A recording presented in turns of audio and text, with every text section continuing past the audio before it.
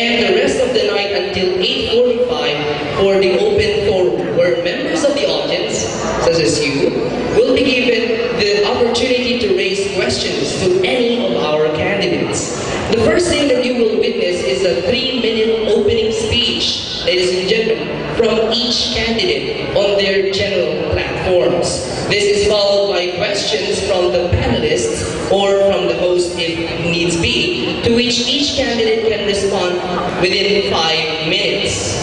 5 minutes.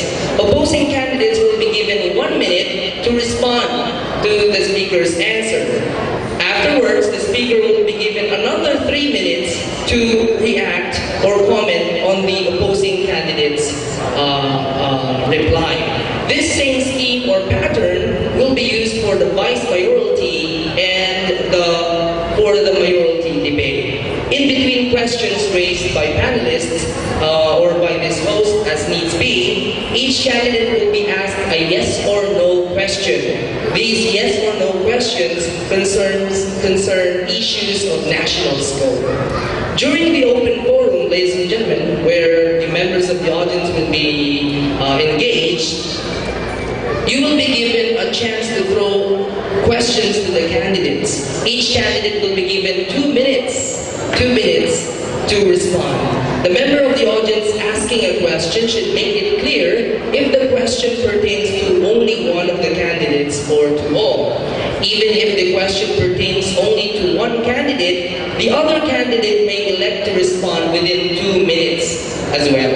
In order to maintain fairness, in cases where questions are asked to both or all candidates, the order of candidates to answer will be changed every question from the audience. We have a timekeeper. Do we have a timekeeper? Yes, we have a timekeeper who will monitor the time. When the time is up, the speaker's microphone will be disconnected. That's actually our first plan. But we have realized that it's better to just inform the speaker that the time is up. Mas maganda yata yun? Okay. And the host will announce time's up. We will see the timer there on the left and the right side of this Coliseum. Okay? Okay ba yun? Naiintindihan po natin? Yes? Okay. Great. Now, let's start with introduction. Okay? Our participants for tonight are Mr. Candidate Bernard D. for Mayor, Mr. Candidate Victor D. for Mayor, Mr. Candidate William Barasi for Vice Mayor, who is unfortunately not around, Mr. Candidate Leoncio Dalin Jr. for Vice Mayor, who is also not around, Mr. Candidate Justado Ramirez for Vice Mayor. Our panelists for tonight are Mr. Joe Dasig, Senior Reporter of DZRH, assigned in North Luzon and publisher-founder of the Patriot and Valley Hunt. Let's give him a round of applause, ladies and gentlemen. Mr. Joe Dasig. We now go to our second member of our panelists, Mr. Samuel Santos, Campus Accountant of Isabela State University Kawayan Campus. Yes. Our third member of the panelists is Ms. Diwa Vargas Donato, a representative of the youth and a student of political science at St. Louis University. Yes! Taasan po natin, palakpak natin para ganado, ha? Yes! Okay. Next is Mr. Jesus Henson A. Dultula, a representative of the sector of farmers. Let's give him a round of applause. Yay! Our next is Mr. John Mark Kagawan. Yes, Kagawan, a representative of the North Luzon Business Club. Ladies and gentlemen, let's give him a round of applause. Finally, we have Mr. Ronnie Quinto, a representative of Rotary Club Metro Kawayan. Yan po ang ating panelists who will throw questions to our candidates. The five, okay, we are done with that. Now let's start with our first part. The first part, as I told you, ladies and gentlemen, is where our candidates will throw their or deliver their 3-minute opening speeches on their general platform. So let's call on Mr. Candidate Bernard D. for Mayor for his 3-minute opening speech. on his general platform. Sir, dito kayo.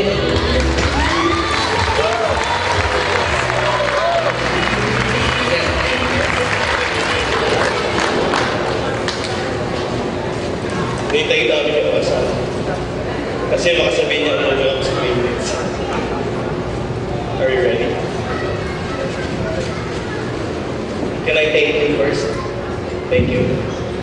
Palakpakan po natin si Mark. Palakpakan po natin.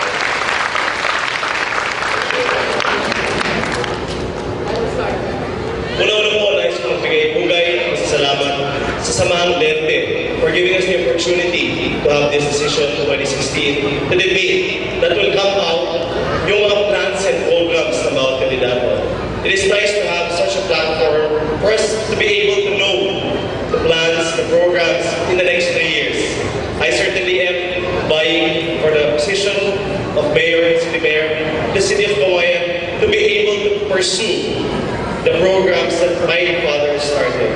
Nariyan po yung mga programa na pinalakas natin, na nakita natin na napakalaki ng impact sa ating mga kabataan, sa ating mga senior citizens, sa ating mga farmers, sa ating mga youth, na kung saan lahat po ng ini-envision natin to be the ideal city of the North ay unti-unti nating nakakamit dahil sa nagkakaisang kawayan. Nandito rin po yung ating mga innovations na nais po natin magpatuloy. Mga innovations na pagiging magpapakita that if we can do it in Kawayan, such as innovations being the first smarter city, being the first city that has free or that offers free public Wi-Fi, being the first city to be able to have a one-time in partnership with the UST, the things that through collaboration with the different entities, through active engagement sa ating mga stakeholders, the business sector, NGOs, ay nakikita po natin pag nagsasama-sama po at nagkakampi-kampi, nagkakaisa ang isang lungsod, ganito po ang nararanasan at ganito napupuntahan ng isang katulad na lungsod natin. Bagamat isa po tayo sa pinakamahirap na lungsod dito sa lalawigan ng Isabela, sa pagpapakita at pag-engage natin sa different sectors, nakita natin kung paano umunlad, kung paano mas mabilis magprogreso, kung paano mas mabilis mapatupad yung mga programs na ating nilalayo. At ito po ang nais po natin magpatuloy. Nais po natin magpatuloy na sa pamamagitan ng mga programs ito, mabigyan natin ng magandang kinabukasan ang ating mga kabataan. Mabigyan natin ng disenteng hanap buhay, disenteng oportunidad ang bawat mamamayan ng Kawayan nyo. Nais po natin na ang bawat sektor ay maramdaman niya na dito sa lungsod ng Kawayan, kaya po natin nais the ideal city of the North dahil makikita niya at mararamdaman niya yung mga programa ng ating local government. Ngunit alam po natin na hindi kakayanin ng isang local government lang. Hindi kakayanin ng resources ng local government lang. Kaya naman po ang ating nais ay isang collaborative and inclusive government. Upang sa ganoon, lahat po ay tayong involved sama-sama na matamasa natin yung tuloy-tuloy na pag-unlad. Muli po, nagpapasalamat po sa mga legends, pagbibigyan ng pagkakataon. Maraming salamat po.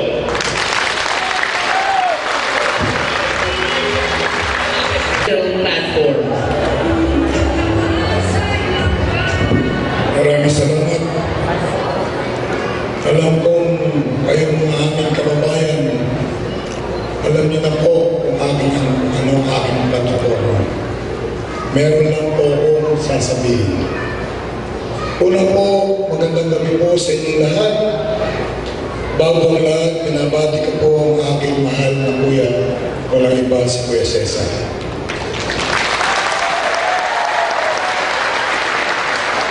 Alam niyo po, hindi ko inaasahan na darating ngayong gabi ang aking kuya para manood ng debate ng aking pamangkin.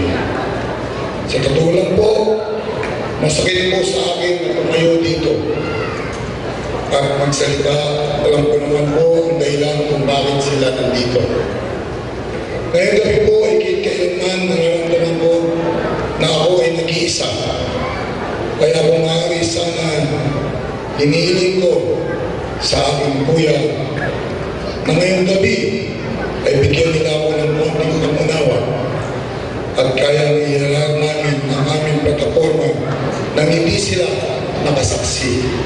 Maaari po ba, kuya, na kami na lang ang inyong pamangkin, ang inyong pagbigyan? Ako po ay nabigyan ng 3 minuto para mag-opening statement. May nakahanda po akong plataforma na akalain para doon. Subalit kung maaari ay bigyan niyo lamang ako ng pagkakataon na ipaliwanag ang harapin ng aking mga kuya kung bakit tumabot sa punto na ako'y lumaban sa para pagka-alkalde ng Kaway. Alam niyo na po na hindi naman itinatanggi ng aming mga kapatid na noong 2010 election, ako ay nagbigay kay Kuya Ben. Noong 2013, noong sinartitude si Bernard, wala rin po silang narinig sa akin. Hindi po ako lumaban para ipakita ang sinusuway ng aking mga kapatid. Hindi din po ako lumaban para masira ang aming pamilya. Ang akin lang pong matagal na panahon na ako'y umaasa, nangangarap, at lang po matagal na panahon nangangarap magtrabaho para sa mga mabigyan ng mga pagkakataon magsilbi bilang ama ng ating lungsod. Sila naman po ang nagpaasa sa akin. Sila hindi po ang sumuporta para patuloy akong maharap. Kung ngayon ay naninindigan ako para sa aking pangarap, sana lang ay hindi ninyo isipin na matigas ang aking ulo o gusto kong masira ang ating pamilya.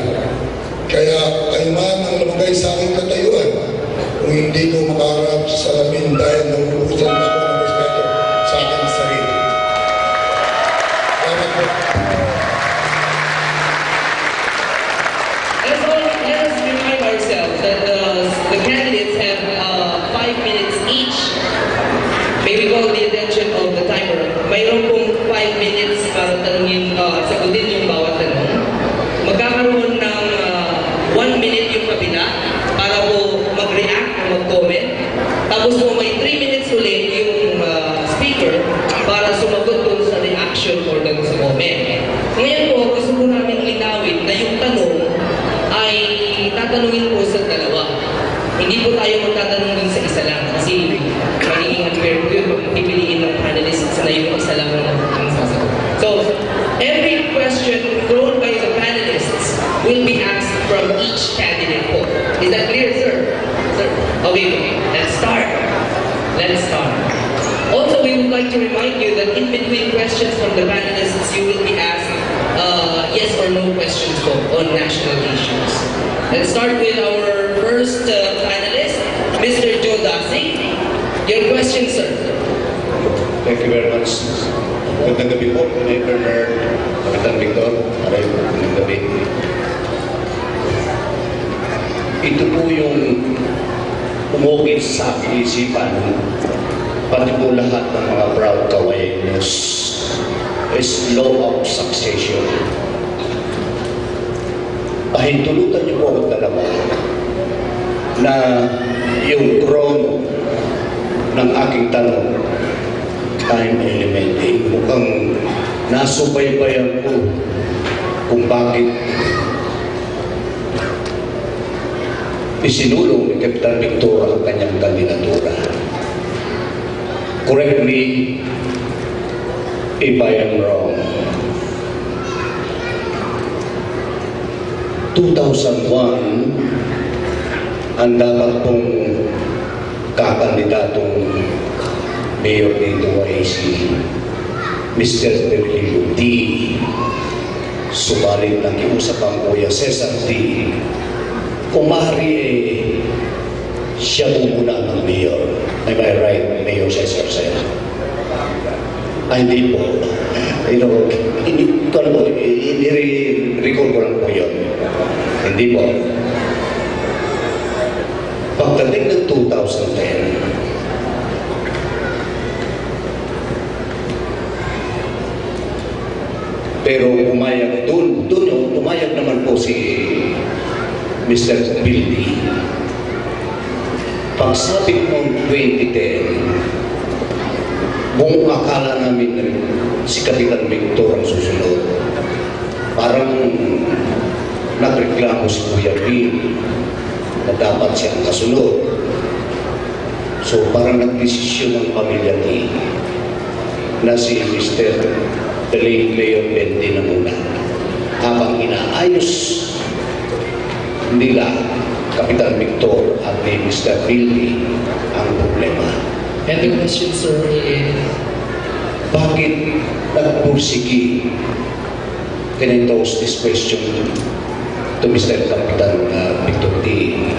Bakit po nagtuloy ang Kapitan Victor D na lumaban sa incumbent mayor na parang nasasagtaro ang magkabila ng mga supporters dito sa nangyari ito? What is the main solid reason, Mr. Kapitan Victor D? At itinuloy po ninyo. Alam po ninyo, kayo po talaga sinalutuhan ng ABCD ka. Kahit hindi ka wala na kayo sa posisyon, tulad po ng inyong papang natatapatino, pwede ka naman magsintilaw kahit wala ka sa So the posisyon. question, sir, is for candidate Victor D. Opo. For mayor. Okay, now let us all remind ourselves that Mr. Candidate Victor D will be given 5 minutes to answer the question. Mr. Candidate Bernard D will be given 1 minute to respond or to react. And another 3 minutes for Mr. Candidate Victor D to reply. Now, since the question was thrown to Mr. Candidate Victor D, Mr. Candidate Bernard D will be given the chance to answer that again for 5 minutes later. Ano po? No? Okay, let's start. Mr. Timer, 5 minutes on the clock. Timer starts now. Hello. Unang-una, hindi ko alam yung sinasabi mo si Kuya Bill ang uupo ng 2001. Ngayon, yung pangalawang tanong mo, kung ano ang nagudyak sa akin ang tumakbo. Ikaw na rin ang nagsabi na may problema kami. Inayos pa nila yung problema.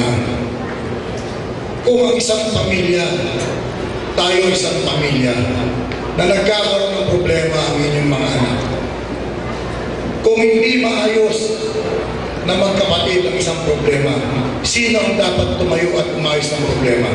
Di ba ang tumatayong magulang? Tama po ba? Bakit po hindi sila nagdesisyon? Kaya naman po nila magdesisyon. Nung isinabi po nila na 2010 na ibalik si Kuya Ben, dinesisyon nilang bumalik si Kuya Ben. May nagreklamo po ba sa amin? Wala akong nagreklamo sa amin dahil nagdesisyon ng pamilya. Kaya, yun na po naguguluhan din. Bakit? Kaya naman po nila magdesisyon kung sino ang nararapat na dapat manilbihan. Bakit hindi po nila ginawa? Alam nilang may problema. At sa tingin ko naman, si Kuya Bilman o ako, re-respetuhin kung ano ang ididesisyon ng pamilya. Dumating ang 2013 na sinasabi mo, umupo si Mayor Bernard. Anong ginawa nila? Wala po sa kasunduan, wala sa usapan na si Mayor Bernard ang ipapalit. Ang akala namin, between me and Kuya Bill, anong gagawin mo kung ikaw ang lalagay sa katayuan ko? Pababayaan ko ba na hindi ko itayo o ipaglaban ang karapatan ko? Siyempre, ipaglalaban ko ang karapatan ko.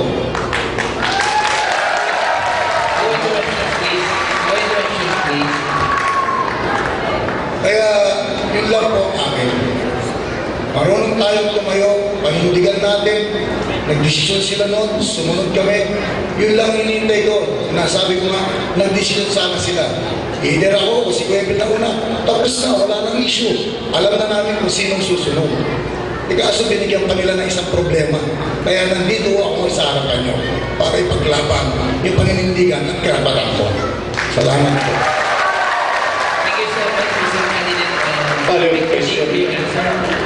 I'm very sorry, but there has been a petition to nullify the question in view of the fact that it does not involve questions as enumerated below. Since Mr. Candidate Victor D has already consumed 3 minutes, 2 minutes and 40 seconds, in view of fair play, we are going to give Mr. Candidate Bernard D 2 minutes and 40 seconds. Can we do that, Mr. Timer? 2 minutes and 40 seconds. On the clock, please.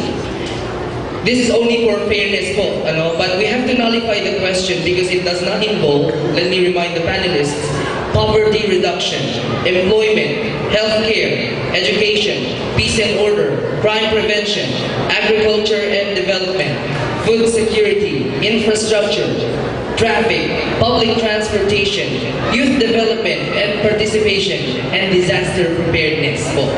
And also, we would like to inform and remind the panelists to avoid making long manifestations.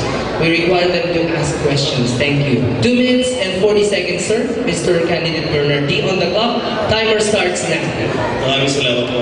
Ang aking pagkakaalam po ay ang problema na ito ay sa magkakapatid. Kaming third generation po ay hindi kasama dito at kami po ay nalalaman lang namin sa kanila. Ang aking pagkakaalam, ang naging usapan po ng magkakapatid ay hindi mamimili kung sino kay Tito Big o kay Tito Bill ang susunod, kundi nasa sa kanilang dalawa para ayusin yung problema nila. Dahil sila lamang pong dalawa makakapag-ayos.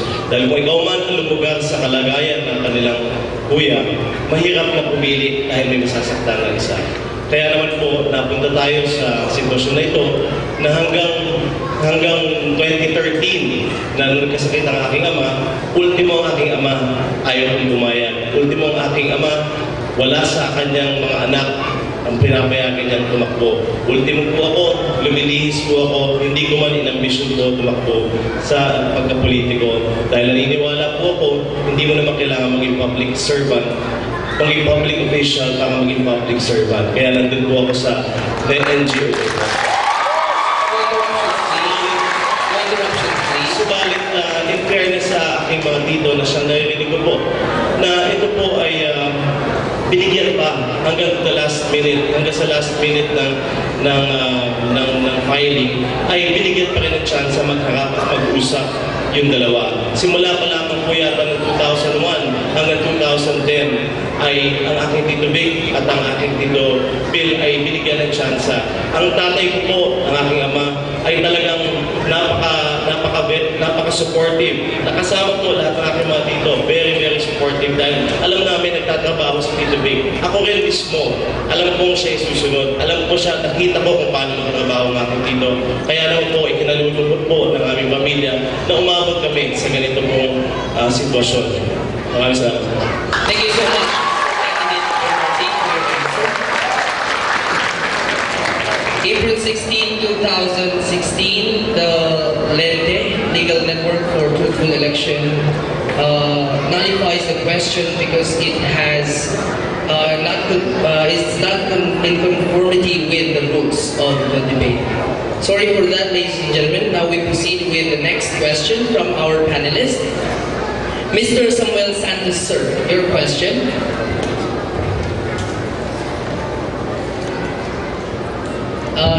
To anyone, sir. Kay Sir Bernard Timo, good evening, sir. Sir, ang isa po sa mga problema ng ating syudad na nakikita po namin ng mga mamamayan ay yung underemployment po. Marami po ang walang trabaho at kung may trabaho man ay hindi po fit sa kanilang skills yung kanilang trabaho or mas mababa ang sweldo doon sa dapat na ipasweldo ng mga employer. Pag kayo po ay nanalo ulit bilang mayor, ano po ang mga hakbang na gagawin ninyo upang maiwasan po ang underemployment sa ating lungsod ng bayan? 5 minutes on the clock. Timer starts now. Maraming salamat po sa tanong ito. Tama po kayo na malaki ang unemployment rate ng ating bansa, hindi lang ng ating lungsod. Dahil napakalaki po ng mismatch. Napakarami pong trabaho na available. Napakaraming oportunidad na available. Hindi lamang trabaho, kundi opportunities katulad ng entrepreneurship. Subalit napakalaki ng mismatch na kung ano yung mga natapos ng mga estudyante natin ngayon, hindi na yun ang pop. Katulad na lamang kung yung mga nagtapos sa nursing, nag-oversupply ng nursing. Kaya I think ang importante na gawin po na siyang katulong natin ng mga institutions katulad ng ISU, katulad ng DepEd, na magkaroon tayo ng environmental scanning. Kung ano po ba ang kailangan ngayon ng panahon, kung ano po ba ang kailangan ng mga negosyo ngayon, ng mga trabahador, upang sa ganoon, ma-focus po natin doon yung mga estudyante po natin. Nandiyan po, available ngayon yung mga ALS natin, yung mga testa natin, to to supplement ito pong mga kakulangan sa pagbibigay ng trabaho. Siguro po hindi nagkulang ang ating city government, katuwang ang national government sa pagpupush ng mga programa po na yan. Upang sa ganun ay ma-reduce natin yung unemployment. But I think isa po sa malaking factor at importanteng factor po upang maiangat natin yung antas ng kabuhayan ng ating kalusugan ay yung entrepreneurship. Kaya naman po dito sa lungsod ng Kawayan, nagkaroon tayo ng isang Go Negosyo Center na kung saan katuwang natin ang DTI upang umalalay doon sa ating mga kababayan na nais magkaroon ng negosyo ng sarili nila. Maraming salamat. Thank you. Thank you, Mr. Candidate Bernard D, for your answer. Now we move on to Mr. Candidate Victor D's 1-minute reaction, sir. 1 minute po. 1 minute on the clock. Ay, thank you. Una ito, nakikita ko kasi ang ating problema sa employment natin. Siguro kung ako mabibigyan ng pagkakataon ng mamuno dito sa lungsod ng Kawayan, ang una ko sigurong gagawin ay pagtibayin, lalong-lalo ng mga negosyante natin, na makipag-coordinate sa ating mga lungsod, sa mga opisyalis, para sa ganun, yung mga bagong graduate o fresh graduate ng mga ating estudyante, ay mabigyan din natin ng kaukulang pansin na may tulak o may endorse sila sa mga negosyante natin dito sa ating lungsod. Dahil alam ko, ang dami nating graduate na ibang kurso, subalit nagkukulang dahil walang mga gustong gumawa sa kanila. Kaya yan ang responsibilidad ng city government na kung maaari, tulungan natin sila makakuha ng trabaho, lalong-lalo na sa ating mga business sector dito sa ating lungsod. Yun lang. Now we are giving Mr. Candidate Bernard D 3 minutes po. 3 minutes to respond to the reaction. 3 minutes on the clock. Timer starts now. Tama po yung sinabi ni Vic na kailangan nandiyan support ng ating city government. But we can only do so much. Hindi naman pwede employ ng city government ang lahat ng kinakailangan ng trabaho. Subalit kinakailangan po natin ang mag-engage sa mga public sector, sa private sector, upang sa ganun, ma-encourage natin sila magbukas at tumanggap ng mga trabahador dito sa ating lungsod. Ang ating sangguniang panlusod po ay nagpasa ng ordinansa na 1730 na kung saan lahat ng mga establishmento dito sa ating lungsod na nagtatayo, 70% kailangan manggaling dito sa ating lungsod. Upang sa ganoon, maproteksyonan natin at mabigyan natin ng chance at priority yung ating mga college graduates dito sa ating lungsod. No interruptions, please. Yes, sir. 2 minutes. I certainly think and believe without the support of the private sector, we will not be able, as an LGU alone, to address this issue. Kailangan po ng active involvement at engagement sa ating private sector. Maraming salamat. Thank you, Mr. Candidate Bernard D. Now, the same question will be asked to Mr. Candidate Victor D. He will be given 5 minutes to give his plans regarding what is that question again, sir? Mr. Nasagot na niya. Okay, so we move on to a question for Mr. Candidate Bernard D. this time. Okay, before we do that, let us ask our candidates yes or no question. This is a yes or no question involving national issues po. The first question is, should same-sex marriage be recognized in the Philippines? Yes or no lang po, and you can say neutral. Let's go to Mr. Candidate Victor E. Sir? No. No. Okay. What about Mr. Candidate Bernard D. Sir? No. No. Okay. Let's move on to our next panelist. Ms. Donato, a representative of the youth. Your question to Mr. Candidate Bernard D. this time. No, Victor D. Yes? Yes. So, kay Sir lang po, hindi na po ma-address kay Sir Bernard. Siya lang po yung makakasagot. Makakasagot pa rin siya, but he will be given only 1 minute to... Okay po. Yes. Sige po. Good evening, sir. So, this is my question. Years ago, since K-12 had been implemented, and the first batch of senior high school students will start the school year this June. On behalf of Kuya Jermaine Serga, he would like to ask, how can we assure that all grade 10 completers will be enrolling for senior high? if you win, how will your administration provide an affordable, accessible, and quality education for senior high school students? Thank you. 5 minutes starts now. Well, alam mo unang-una, no, kung ako mabibigyan ng pagkakataon, yung sa senior high school na sinasabi, napakarami na natin mga programa sa ating mga kabataan dito sa lungsod ng Kawayan, lalo na sa ating mga corner. Kung ako mabibigyan ng pagkakataon, pipilitin ko magtayo ng isang science high school dito sa ating lungsod. Na alam ko, isa ito na makakatulong sa ating mga kabataan na nag-aaral sa ating kalungsuran. Bakit? Dahil itong science high school na ito ay nagbibigay ng quality education na kung saan alam ko ito ay makakatulong ng gusto sa ating mga mag-aaral dito sa ating kalungsuran dito sa lungsod ng Kawayan. You still have 4 minutes, sir? Yun lang. Okay. So we are now, thank you, sir, for your answer. We are now giving Mr. Candidate Bernardine 1 minute on the clock, please, to respond. Timer starts now. Napaka-importante po nung K-12 sa ating bayan dahil ito po ay pag-aangkop sa ASEAN, lalo-lalo na po ASEAN integration na.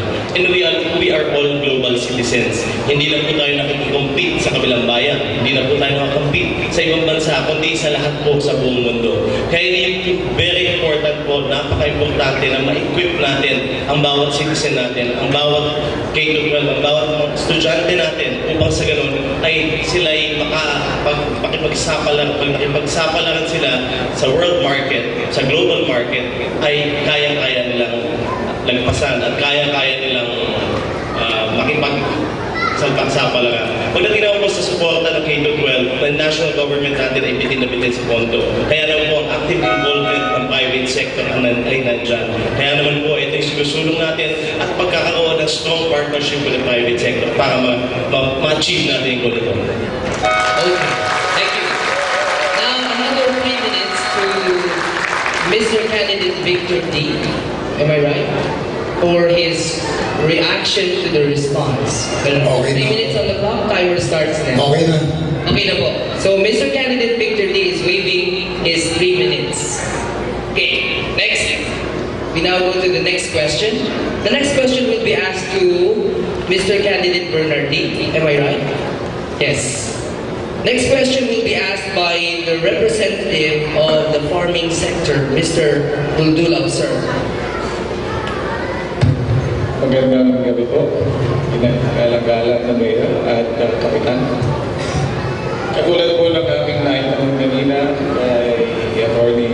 Ramirez tungkol po sa climate change, gusto ko pong malaman ang inyong mga plano kung paano po natin i-address yung lumalalang sitwasyon paukol sa climate change, lalo-lalo na po sa farming sector. Katulad po ngayon na talagang sobrang po ang naging. So ano po ang gagawin ng inyong liderato kung kayo po ay mapupuin ulit upang ma-address po itong mga epekto ng climate change? 5 minutes on the clock. Timer starts now. So, Maraming salamat po sa tanong na yan. Ito climate change po ay isang global issue. Kaya naman po ang ating mga programa patungo sa environmental sustainability ang ating pinalalakas. Kasama na po dyan yung pagtatanim ng ating mga puno na hindi lamang basta-basta puno. Ngunit dito sa ating lungsod, kung ano mang laksyang tinatawag pa ng Kawayan, ang ating programa po dyan ay bamboo propagation. Upang sa ganoon, hindi lamang natin na-address yung climate change, ay napapagana pa natin at napaparami pa natin yung bamboo na kung saan tayo kilala. Pagdating naman po sa pagtulong sa mga farmers, nandyan po at talagang nangangamba ang ating mga farmers. Gaya na nabanggit ko po kanina, ang ASEAN integration ay narito na. Wala na pong hihinto sa ASEAN integration at talagang ang ating mga farmers ang tatamaan kung hindi po natin gagawa ng paraan, hindi natin bibigyan ng tulong at hindi natin gagawa ng programa. Ang ating layunin dito sa ating administrasyon po na nakaraan ay ang bibigay ng price support, pag-aayuda sa programa ng ating provincial government upang sa ganon, dito lamang sa ating lungsod na nagkakaroon ng doble na price support. Bukod sa price support na binibigay ng ating probinsya, meron pang additional support sa ating local government. Ngunit hindi po sapat ito. Hindi po sapat na bibigyan mo lang, dadagdagan mo lang ng presyo. Kailangan po malaman at ma-address natin kung ano ba ang kinakailangan ng ating farmers pagdating nito sa integration na libre na. Libre na mag-angkat dito ang ating mga neighboring countries. Na kung dati natatakot tayo dahil bumababa ang presyo ng mais dahil sa smuggling, natatakot tayo bumababa ang presyo ng palay dahil sa smuggling, ngayon po hindi na po, wala na pong smuggling dahil may free trade na. Kaya kailangan po matulungan natin ang mga farmers natin sa pamamagitan ng pagkakaroon ng mga alternative livelihood. Kasama po natin ang TESDA dyan, kasama po natin ang full support ng ating mga institusyon na narito. Pero layunin po at ating programa pagdating po sa farming sector ay pagkakaroon ng isang agri-ban. Tayo po lang ang kauna-unahan sa buong Pilipinas na magkakaroon ng agri-ban. Ano po itong agri-ban? Ito po ay ang ban na iikot sa bawat barangay na equipped with soil tester upang sa ganun makita natin, malaman po natin kung ano po ba yung mga pwede pang alternative na crops na pwedeng itanim na high-value crops ng bawat barangay. At habang sa nag-soil test tayo, meron po tayong livelihood programs o mga alternative livelihood programs na ating i-seminar sa ating mga farmers. Upang sa ganun, habang naghihintay po sila ng ani, habang sila po ay naghihintay ng oras kung kailan sila ani, ay meron pa silang mga alternatibong livelihood upang sa ganun makapagdagdag sa income ng bawat farmer natin. Maraming salamat. Thank you so much, sir. Now we are giving Mr. Candidate Victor the 1 minute to respond. Timer starts now. Well, unang-una, ang nakikita ko dito ang problema ng ating mga farmers. Pag umanis sila, ang problema yung presyo, napakababa. Siguro, ang pinakamagandang gawin natin dito ay maging kaya tayo ng dayuhan para sa ganun, maging competitive sa mga local traders natin yung presyo na ibinibigay nila. Ang hirap po kasi dito sa ating lungsod, yung mga traders natin ang kumokontrol ng presyo ng ating mga produkto para sa ating mga farmers. Pangalawa, yung ating mga pong sa climate change na sinasabi, kung titingnan po natin na halimbawa, mismong po yung sa San Pablo natin, yung mga solid waste natin, kung titingnan natin, kalag-kalag na po yung mga basura doon, lumampas na po doon sa limit. Nung yun lang na naman po. Thank you, sir. Okay. Now we are giving another 3 minutes to Mr. Candidate Bernardi for your comments, sir. 3 minutes starts now.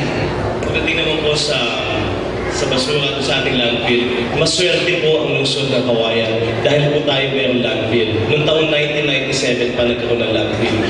Problema ng bawat LGU ang pagtatayo ng landfill. Alam naman po natin yan. At the same time, itong lungsod natin ay pinagpala dahil nagkaroon tayo 1997 pa. In fact, hanggang 2017 yung ating landfill na kung saan doon pa lang dapat natin i-close. Subalit ang pagkaupo po natin, nakita po natin na part ng landfill ay pagkakaroon ng recyclable.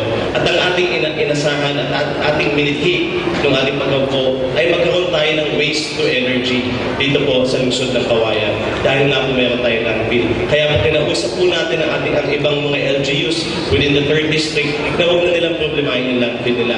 At dito na lang sa lungsod ng Kawayan magtayo ng itapon ng kanilang basura upang sa ganun maipon po natin yung basura dito at ma-convert natin sa energy upang sa ganun maipasa natin sa mga consumers natin dito sa lungsod ng Kawayan para bumaba po yung presyo ng kuryente.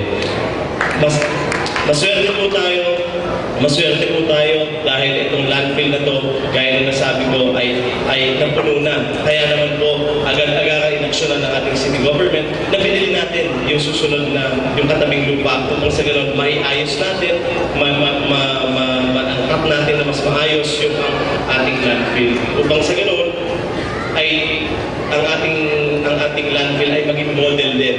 Maging model dito sa Lambak ng Cagayan dahil wala pa pong gumagawa ng waste to energy. Bagamat capital intensive ito, dito na siguro papasok yung mga private sector. Pag nakita nilang feasible ang proyekto, pag nakita nilang kaya ang pag-supply, kaya nung supply ng basura doon, ay agad-agaran na papasok papasok po yan. Pero as of now, hindi pa po kaya naman po, hindi hikayat pa natin yung mga ibang LGUs na dito sa atin lang.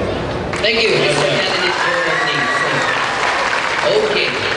Now we go to the part where we ask our candidates yes or no questions. Second, yes or no question. Does the Philippines need K to 12? Does the Philippines need K to 12? Mr. Candidate Victor D, sir. Yes. Yes. Well, how about Mr. Candidate Bernard D, sir? Yes. Yes. Okay.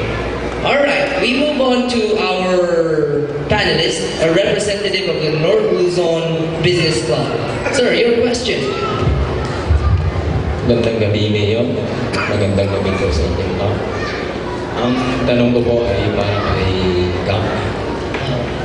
Sa pamumuno po ni Mayor Bernard D. ngayon, sa tingin po ninyo may kulang pa o dapat po ninyong gawin upang mas lalo pang umunlad ang lungsod ng Cagayan City? Okay, 5 minutes on the clock. Timer starts now. Siguro meron unang-una. Ang importante kasi kung gusto mo talagang maging maunlad ang inyong lungsod, unahin mo ang peace and order ng lungsod mo. Para mapangalagaan mo ang inyong mga kababayan, kailangan tingnan mo mabuti ang peace and order ng ating lungsod.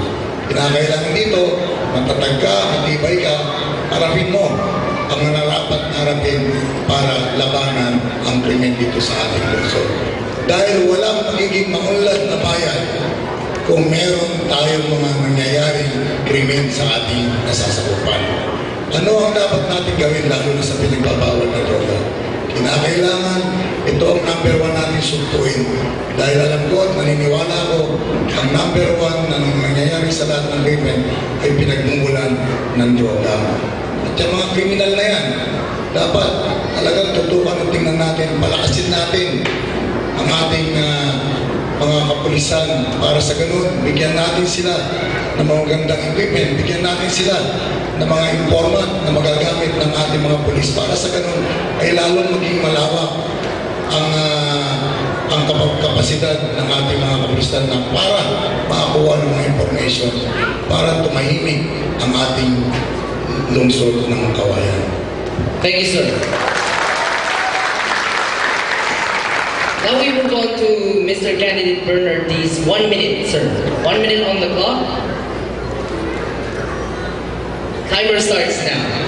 Maraming salamat po. Napakalaki po ng kumpiyansa natin sa ating Philippine National Police na siyang may trabaho po ng pag-assure ng peace and order dito sa ating lungsod. Sila po ay binigyan natin ng kagamitan, magagandang kagamitan. Sila po ay dinagdagan natin ng mga experience o ng mga capabilities katulad ng pagkakaroon natin ng SWAT o pagkakaroon natin ng crime lab. Subalit sa peace and order, tingin ko po ay nakakakot din na bawat isa sa atin involved. Bawat isang sektor, bawat isang pamilya ay may active involvement lalo na sa sinasabing drugs. Kaya naman po, naniniwala ko since last year, nagkaroon ng drastic drop yung cases ng ating ng crimes natin. Ngayon po, ang nakakasuhan ay nasa average 2 a month at nagkakaroon po ng conviction yan. Ang katuwang ko po sa Peace and Order Council ay wala pong iba kung hindi ang ating ADC President si BJD na siyang kasama ko po na magpanatili ng Peace and Order dito sa lungsod ng Cagayan. Time. All right. Thank you for that question. Now we move on to another yes or no question. Does the Philippines need death penalty? Mr. Candidate Bernard D, sir. Death penalty? No. What about Mr. Candidate Victor D? Yes. Yes. Okay. We now go to the question from our representative of the Rotary Club Metro Cagayan. Sir, your question. Thank you.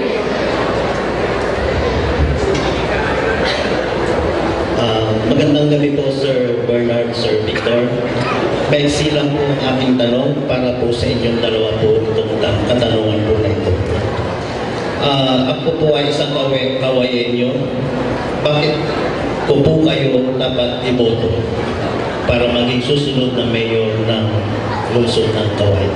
In view of fairness, we have to give the question first to Mr. Candidate Bernard D. Kasi dalawa po sa kanila kanina.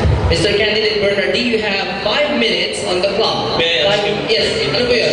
May I Yes, sir. repeat the question? Can you repeat the question, Mr. Quintos? Bakit ko po kayo ang dapat iboto? Bilang isang kawayenyo, bakit po kayo ang aking dapat iboto? Bilang kawayan niyo, bakit ko po kayo dapat iboto Ang bilang susunod na bilang susunod na mayor mayor ng lungsod ng ng Cavite. lungsod ng Kawayan? Thank you very much. Is that clear, sir? Pangmutya na naman. Pangmutya. Okay, 5 minutes starts now. Simple lamang po ang aking pagpasok dito sa politika. Nais ko lang po ipagpatuloy yung nasimulan po ng aking ama. At nakita naman po natin, kahit po inexperiencado ako sa loob ng 3 taon, nakita naman natin yung pagbilis po ng pagprogreso ng ating lungsod. At dahil po, No interruptions, please. No interruptions, please. at ang aking ina-acknowledge ay hindi ko po kakayanin ito na mag-isa.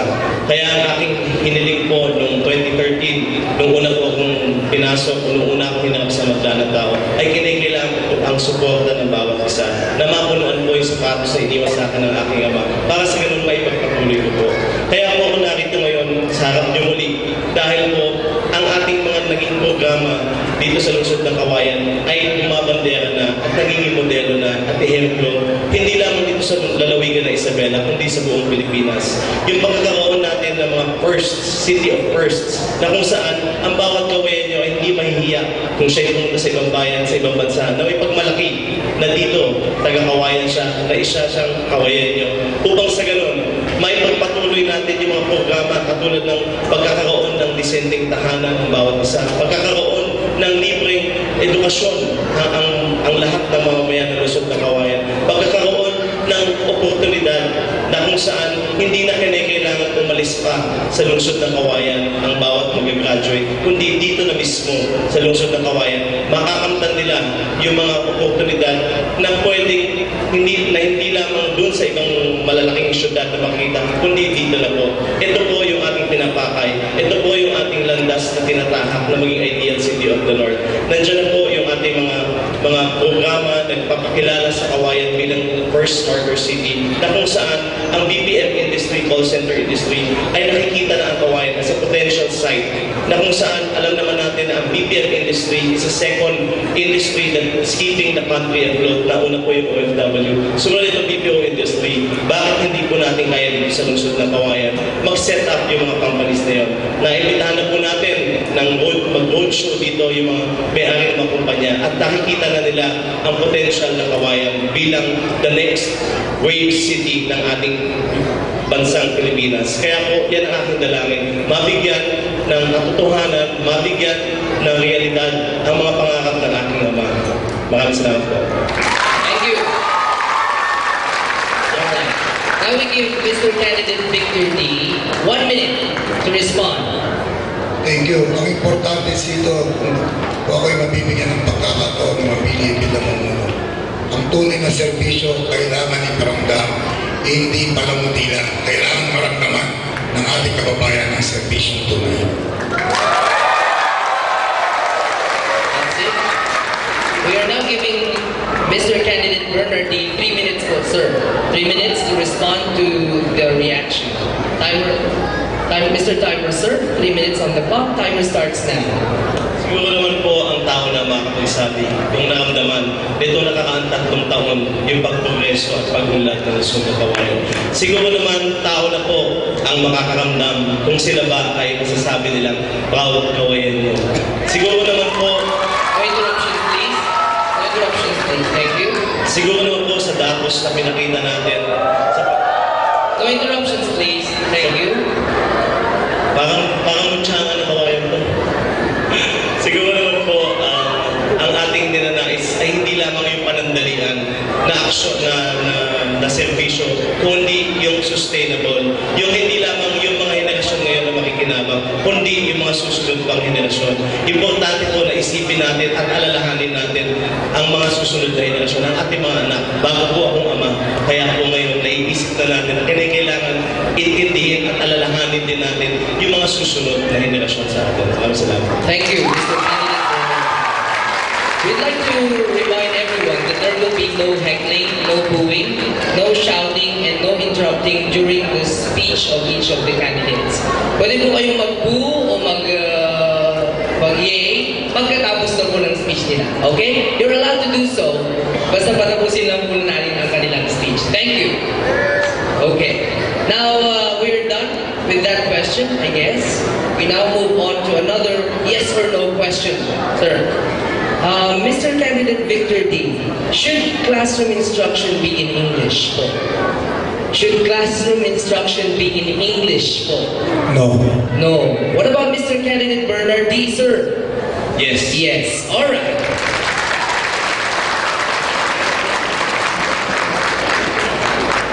We move on to the representative of the media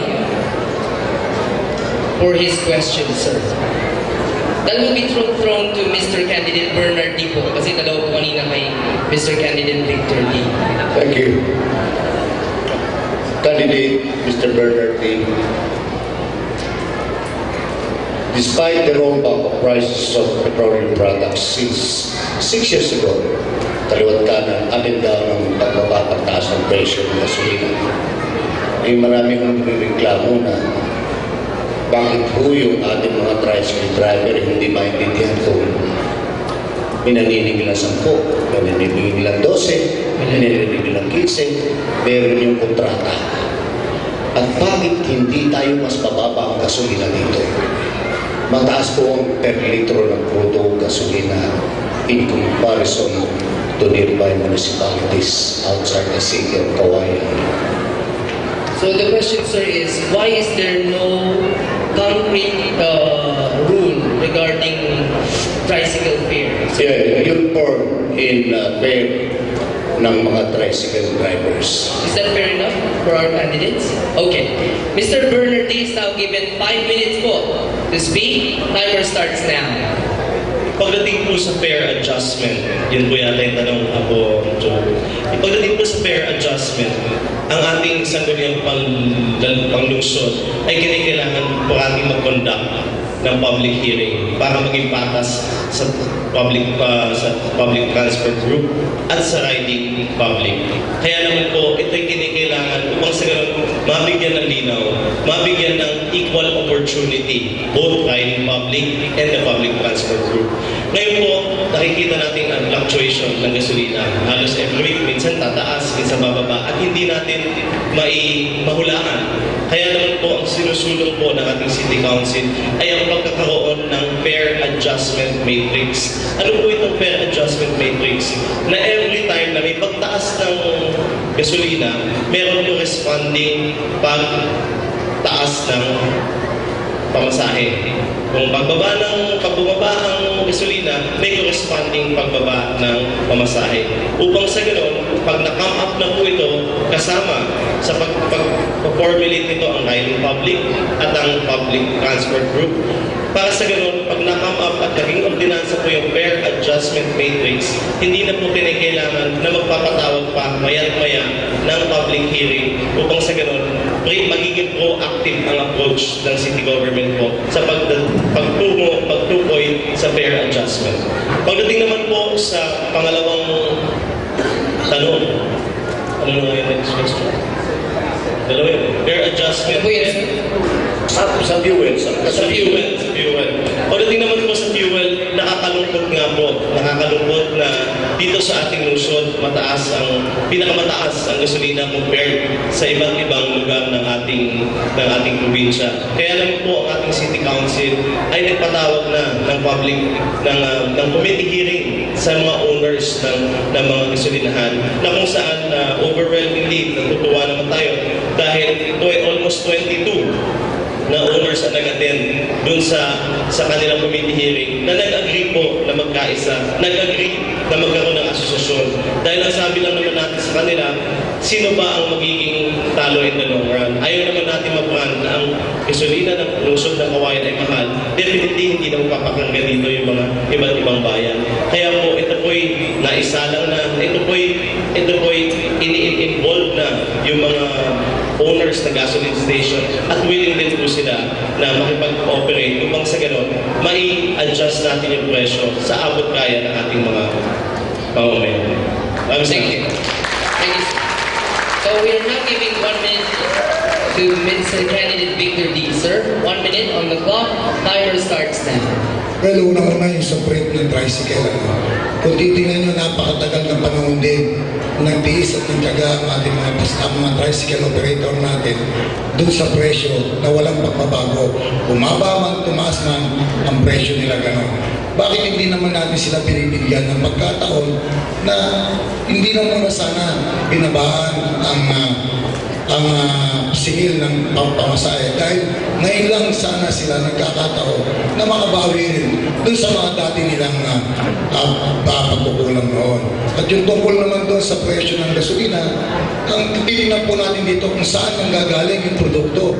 Dahil kung malapit po pinanggagalingan, mas mura ang presyo. Kung malayo pinanggagalingan, mas mahal po ang presyo ng produkto. At yun lamang po. Okay. Thank you so much, Mr. Candidate Victor D. Sir. Now we go to Mr. Candidate Bernard D. 3 minutes to 3 minutes to respond. Timer starts now. Gaya ng unang nasabi ko kanina, kailangan po idaan natin sa proseso na ngayon po kailangan ng public hearing bago magkaroon ng fare adjustment. Nais man natin bigyan ng panig ang isa, subalit hindi po pwedeng ganoon. Mabigyan mo nga ng panig ang public transport group, subalit kung hindi sang-ayon ang riding public, syempre hindi naman patas po yun. Nais po natin idaan sa due process sa tamang sistema. Kaya naman po ang pagpapabilis nitong sistema na to na naisip natin ng ating mga city officials, yung pagkakaroon nga po ng fare adjustment matrix. Para sa ganun, proactive ang approach po sa adjustment ng ating pamasahe. Kaya naman po, siguro nagpapasalamat ako sa mga ating riding public at sa ating public sector na talagang nag-engage, na talagang nakikilahok active involvement nila sa pagka-come up ng formula dun sa fare adjustment matrix. Maraming salamat. Thank you so much, sir. Decision 2016 paglilingkod sa ating lumusod with made possible by Lente, Legal Network for Truthful Elections, North Luzon Business Club, Moki Thai Massage, Rotary Club Metro Kawayan, and My Percom. Thank you so much. Now we move on to our yes or no question call. Okay, let's start with Mr. Candidate Bernard D. Is it the duty of the government to promote the use of condoms? Condoms. Yes. Yes. What about Mr. Candidate Victor D. Sir? No. No. All right. Okay, we now go to our panelist, a representative of or from the Isabela State University Kawayan campus for his question to Mr. Candidate Victor D. this time. Good evening, Sir Victor. Kami po ng mga taga-Kawayan ay saksi kung paano kayo magtrabaho para ma-maintain ang peace and order sa Kawayan. At hanggang ngayon ay nai-enjoy namin yung katahimikan because of your labor.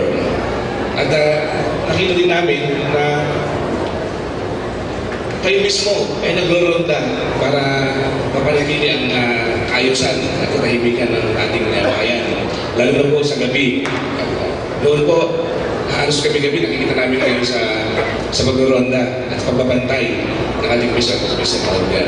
Kasi nga po, ang peace and order ay parang siyang magbubukas. Kung magandang peace and order, siyang magbubukas ng kasaganaan ng ating bayan. Kaya napakahalaga po para sa ating mga taga-Kawayan yung ginagawa niyo noon na kung kayo po ang manalo bilang mayor, ano po ang gagawin niyo upang ma-maintain yung peace and order sa ating sa Kawayan? Mr. Candidate Victor D, you are given 5 minutes po. 5 minutes starts now. Well, ang unang-una, dapat dagdagan natin yung mga dati nang nakalagay dito sa ating kagaya ng mga CCTV.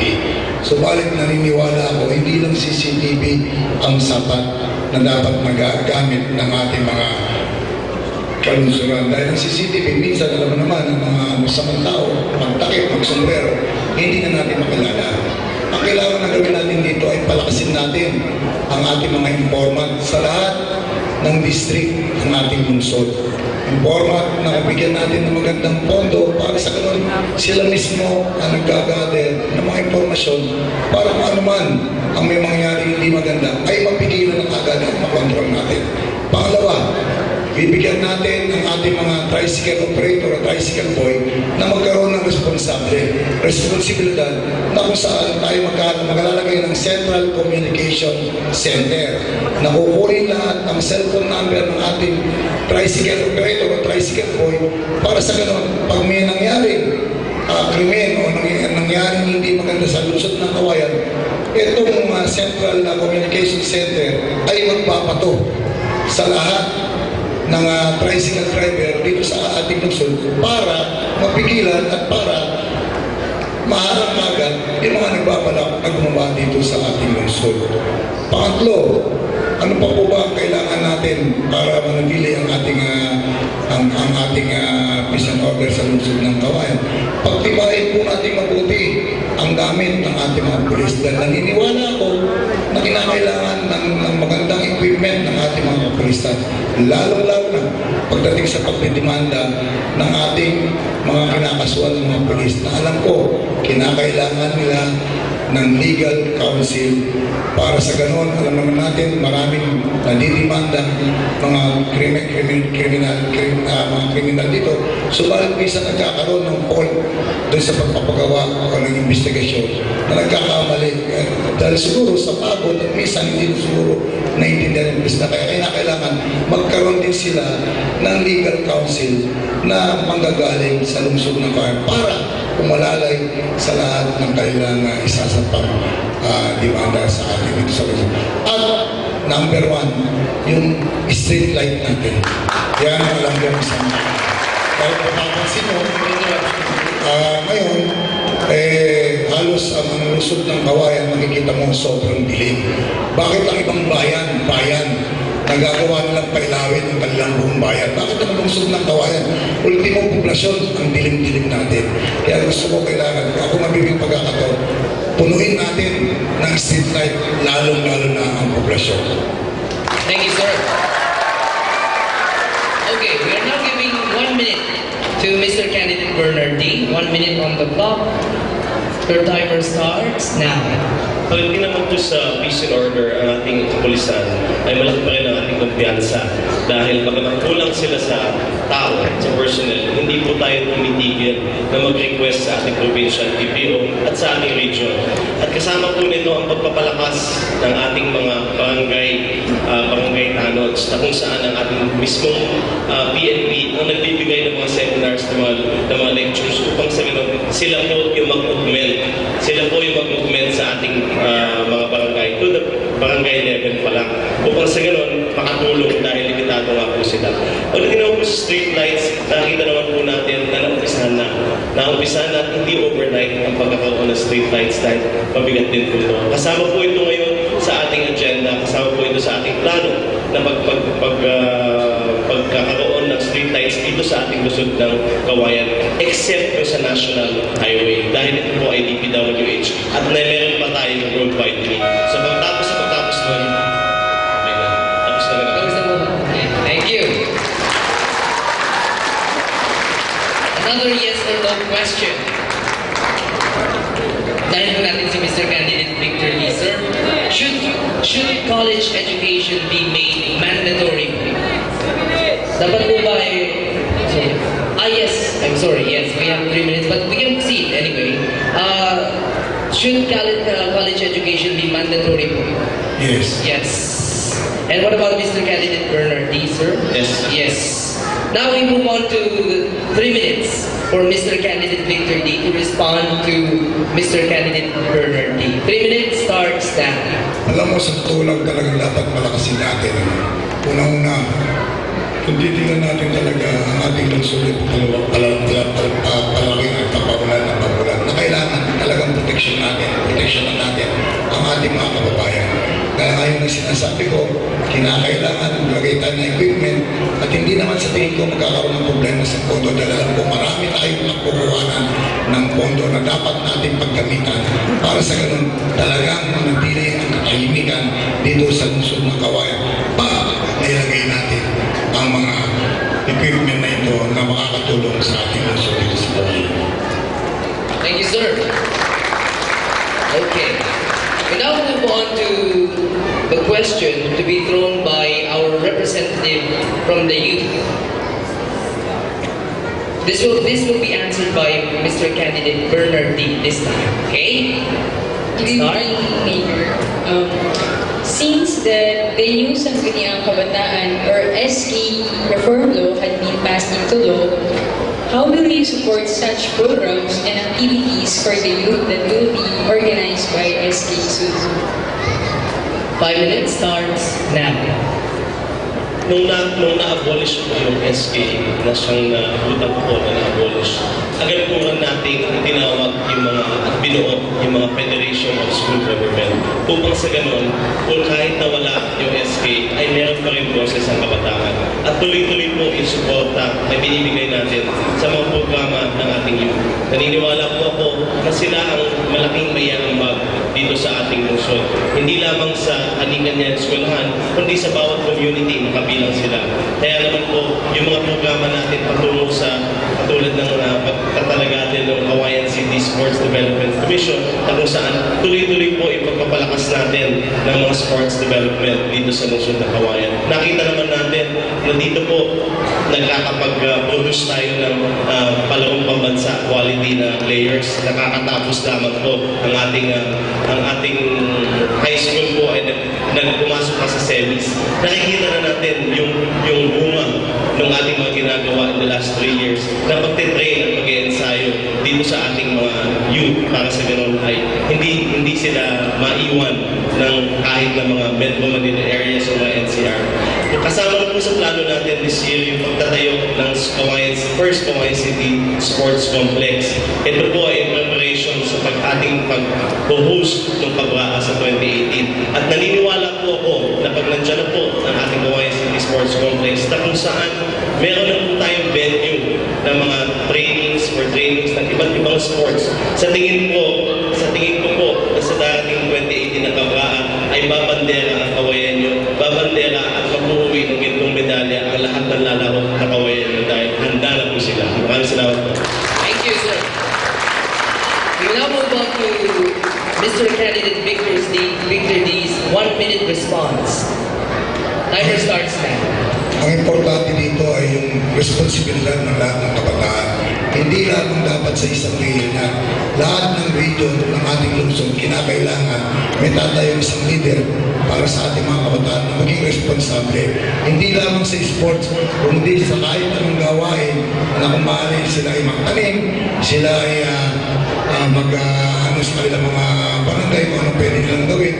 Para sa ganun naman, magkaroon sila ng incentive para sa mga ating kabataan. At hindi lamang po sa sport na diver ang kanilang kaisipan. Kinakailangan, ipakita rin natin ang responsibilidad nila bilang kabataan sa ibang bagay, hindi lang sa sports. Yung responsibilidad na alam natin pakikinabangan nila pagdating ng araw. Thank you, sir. Okay. One last yes or no question, then we proceed to one last yes or no. Sorry. I'm very sorry about that. We have 3 minutes on this. Okay. 3 minutes on the clock. Yes. Timer starts now, sir. Thank you. Maraming salamat po. Ako po ay natutuwa at talagang nasisihan dahil ang ating youth dito sa lungsod ng Kawayan ay aktibong-aktibo, hindi lamang sa sports. Ngayon po, in the last 3 years, ang ating youth ay nagkaroon ng Barangay Youth Development Task Force na kung saan sa bawat barangay ang ating mga youth ay naghihikaya ng mga iba pang youth upang mag-actively participate sa kanilang community. Ang ating mga youth po sa bawat barangay ay nagkaroon din ng Barangay Environmental Resources Council na kung saan nakikita naman po natin sa bawat barangay ngayon kung gaano ka-effective at kung gaano kalaki ng impact ng solid waste management na ipinapatupad ng ating environmental office. Nakita po natin yung committee sa solid waste management RA 9003 na kung saan kung umikot tayo sa buong lungsod ng Kawayan, nakikita natin pagandahan, pabonggahan yung pag-i-implement nitong ating solid waste management. So tingin ko po ang ating youth dito sa lungsod ng Kawayan ay buhay na buhay, ay actively involved in community development, actively involved in reaching that goal of Kawayan, making Kawayan City truly the ideal city of the North. Maraming salamat. Thank you, sir. I always forget the 3 minutes. I don't know why. But okay. Now we proceed with the last yes or no question. After this, we proceed with the last question from the panelists. And then we move on to the open forum. Sana po may magtanong. Sino pong gustong magtanong, pwede na po kayong lumapit sa microphone doon, no? May microphone po tayo sa gitna. Pwede po kayong pumila para po makapagtanong na kayo mamaya. Our last yes or no question, Mr. Candidate Bernard D. is, should medical marijuana be legalized in the Philippines? Medical marijuana po? No. No. What about Mr. Candidate Victor D., sir? No. No. Okay. We move on to our representative from the farming sector. Sir, your question po.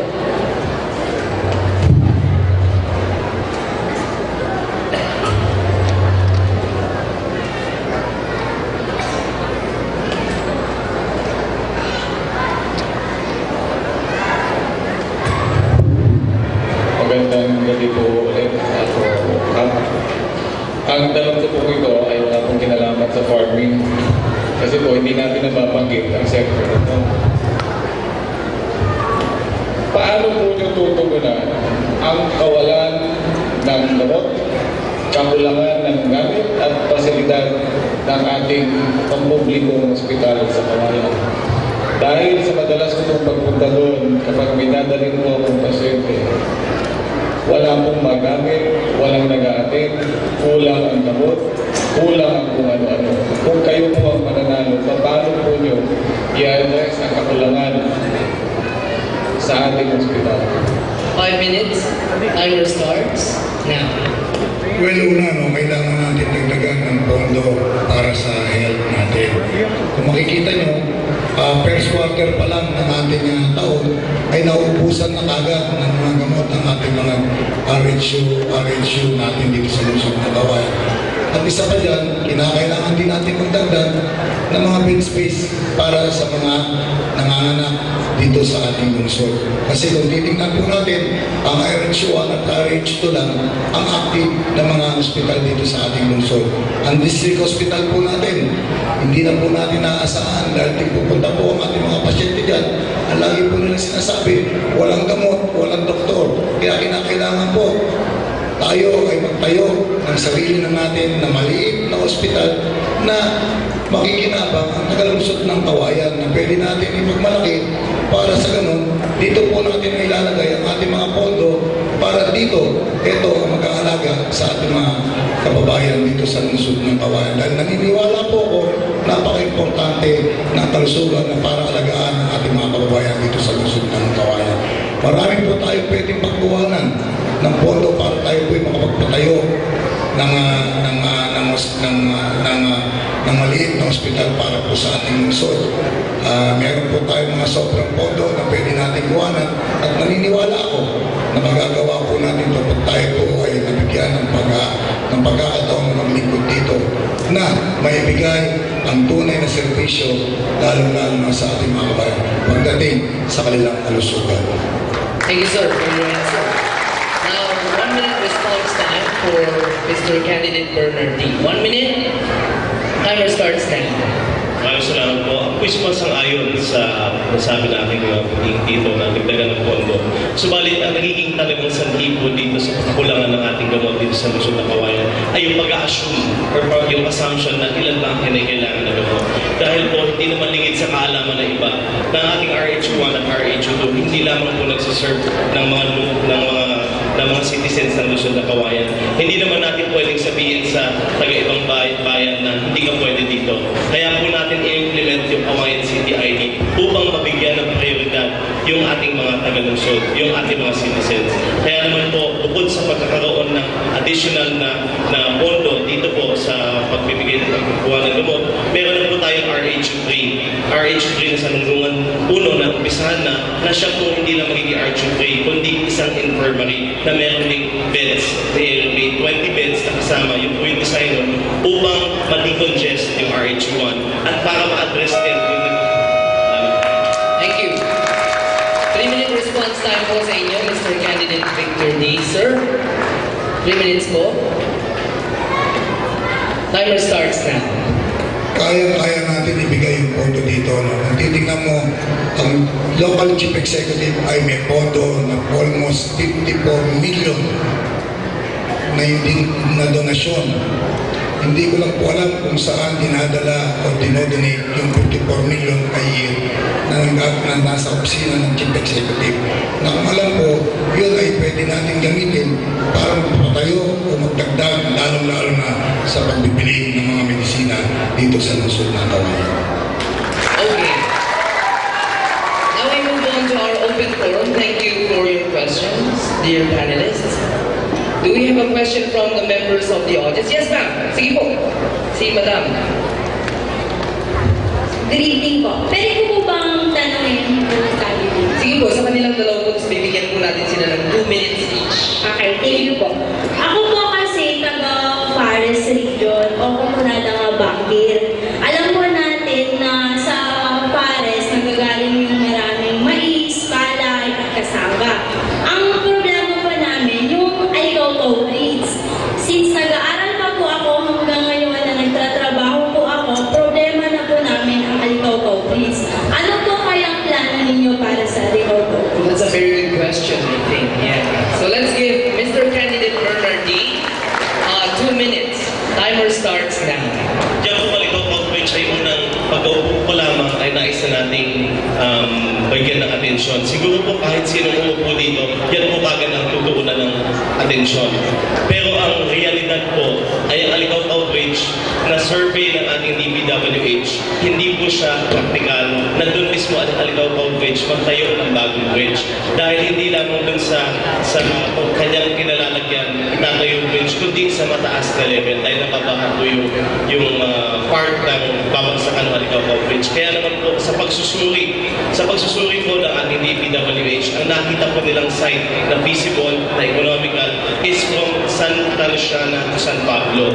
Alam mo po na lulubot po man ako dahil yung aking pagkapasok pa lang, pagkaupo pa lamang, ay akin nang inisip na makakakuha na tayo ng pondo dito sa pagtatayo ng Alicaw Bridge dahil meron pang foreign funding na mga available. Nandiyan ang JICA, nandiyan ang COICA, subalit hindi lamang po pala natatapos doon. Kailangan po ma-approve to ng NEDA. Hindi po basta-basta nag-a-approve ang NEDA kung hindi po ito ay national road. Kaya naman po, yung proseso na dinadaanan po natin ngayon na pag-convert sa national road nito ay kailangan pang dumaan sa RDC. Kaya naman po, unfortunately, ang suggestion at ang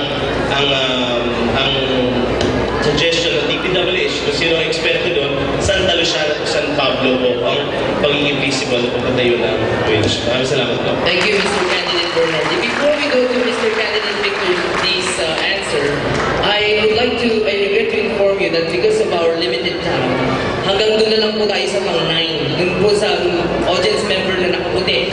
Madam, kayo po ang last na magtatanong. Sige po, Mr. Candidate Victor D, 2 minutes po. Unang-una, kung titingnan ninyo yung Alicaw Outreach natin, napakarami na umupo na ama ng lungsod ng Kawayan. Noon pa, lagi na natin problema yung Alicaw Outreach. May mga naging congressman na rin po tayo. Bakit hindi nila binibigyan ng priority na pagtuunan ng pansin itong Alicaw Outreach na lahat halos ng produkto sa Forest Region ay nanggagaling dito. Kung mapapansin niyo po, kahit ngayon po, puntaan natin, napakadelikado ng daanan ang Alicaw Outreach dahil makikita niyo may lundo na. Inabutan pa ng ilang termino na yan na hanggang ngayon nandun pa rin, nakalundo pa rin. Hindi pa rin inaaksyonan ng ating local government. Hindi ba nila iniintindi at inaalala ang kapasidad o seguridad ng ating mga kababayan, lalong-lalo na yung mga dumadaan ng malalaking truck diyan sa Alicaw. Ano, kailan pa ba natin uumpisahan to? Hindi pa kailangan merong programa ang lungsod ng Kawayan na kaya naman natin umpisaan kaagad at saka tayo humingi ng tulong sa nasyonal para sa ganoon makita nila na nag-uumpisa o inuumpisahan na yung Aligaw Corporate bago sila magbigay ng tulong. Yun ang nakikita kong problema. Dapat umpisahan muna ng lokal na magtayo o umpisahan yung tulay bago makahingi ng tulong sa nasyonal. Next for last answer, sir. Kung nalunin niyo. Magandang gabi po sa dalawang magiging na kandidato for mayor. I am Pastor Jojo Watson of the Metropolitan Bible Baptist Church. Papabilang ako saglit. I hope and I pray that the D family will not be divided by these politics. And I hope that after election, the D family will be strong and be united and be as one because Kawayan needs the D family.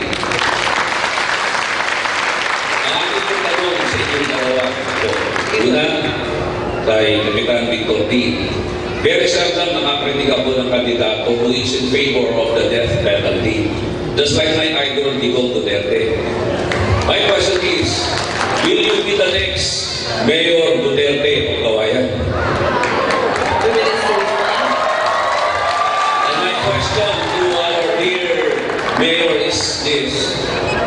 Mayor Bernard, you have been telling us that Kawayan is the ideal city of the North.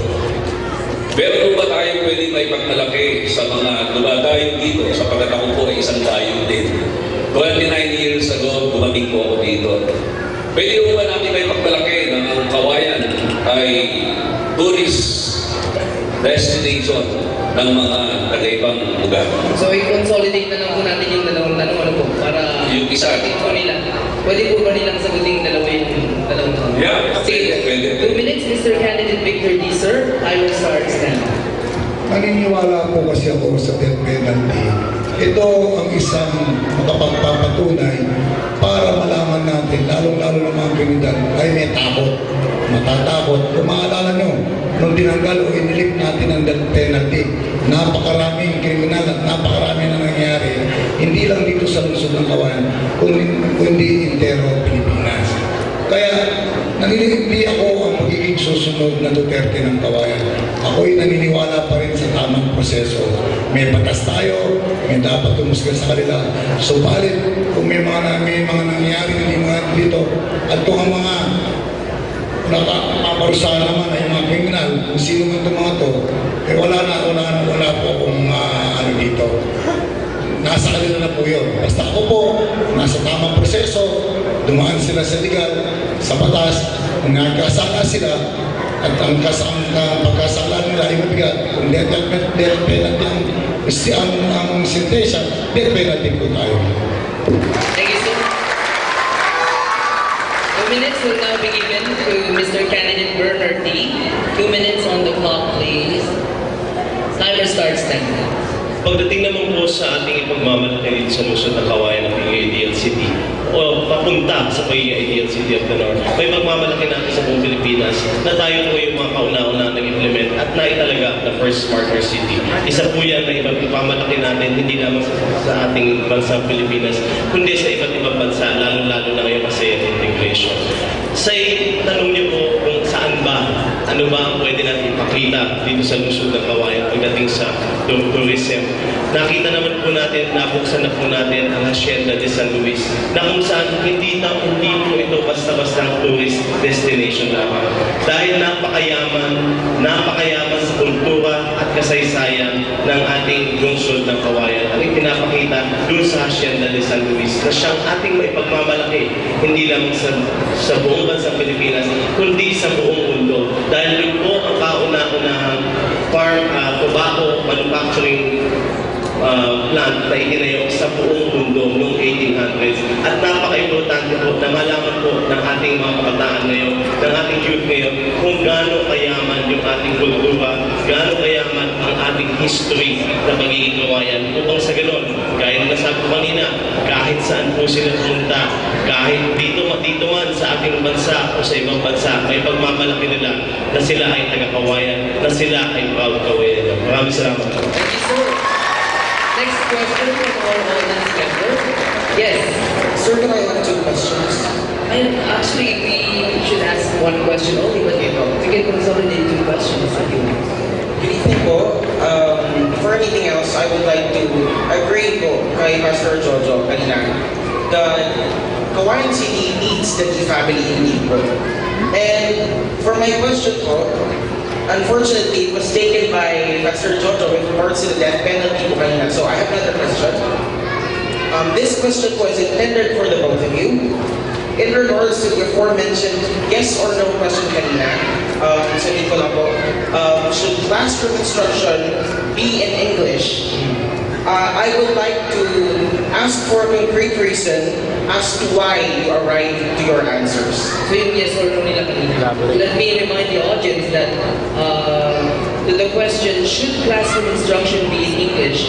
Mr. Candidate Bernard D. said, so, yes. And Mr. Candidate Victor D. said, no. Okay, thank you for your question. We're giving 2 minutes to Mr. Candidate Bernard D. Sir, timer starts now. Kaya ako sinabi kong kailangan English ang medium ng instruction sa ating mga eskwelahan. Dahil po tayo ay nasa globalization po. Lalo-lalo na po ang ating mga kabataan ay kailangan mahasa sa English. Hindi nangangahulugan na kakalimutan nila yung ating pambansang wika. Dahil ito po ay para sa ganun, ma-equip natin sila na pagtapos sila mag-aral, pagtapos nila sa pag-aaral nila, ay pwede sila makipagsapalaran sa global market.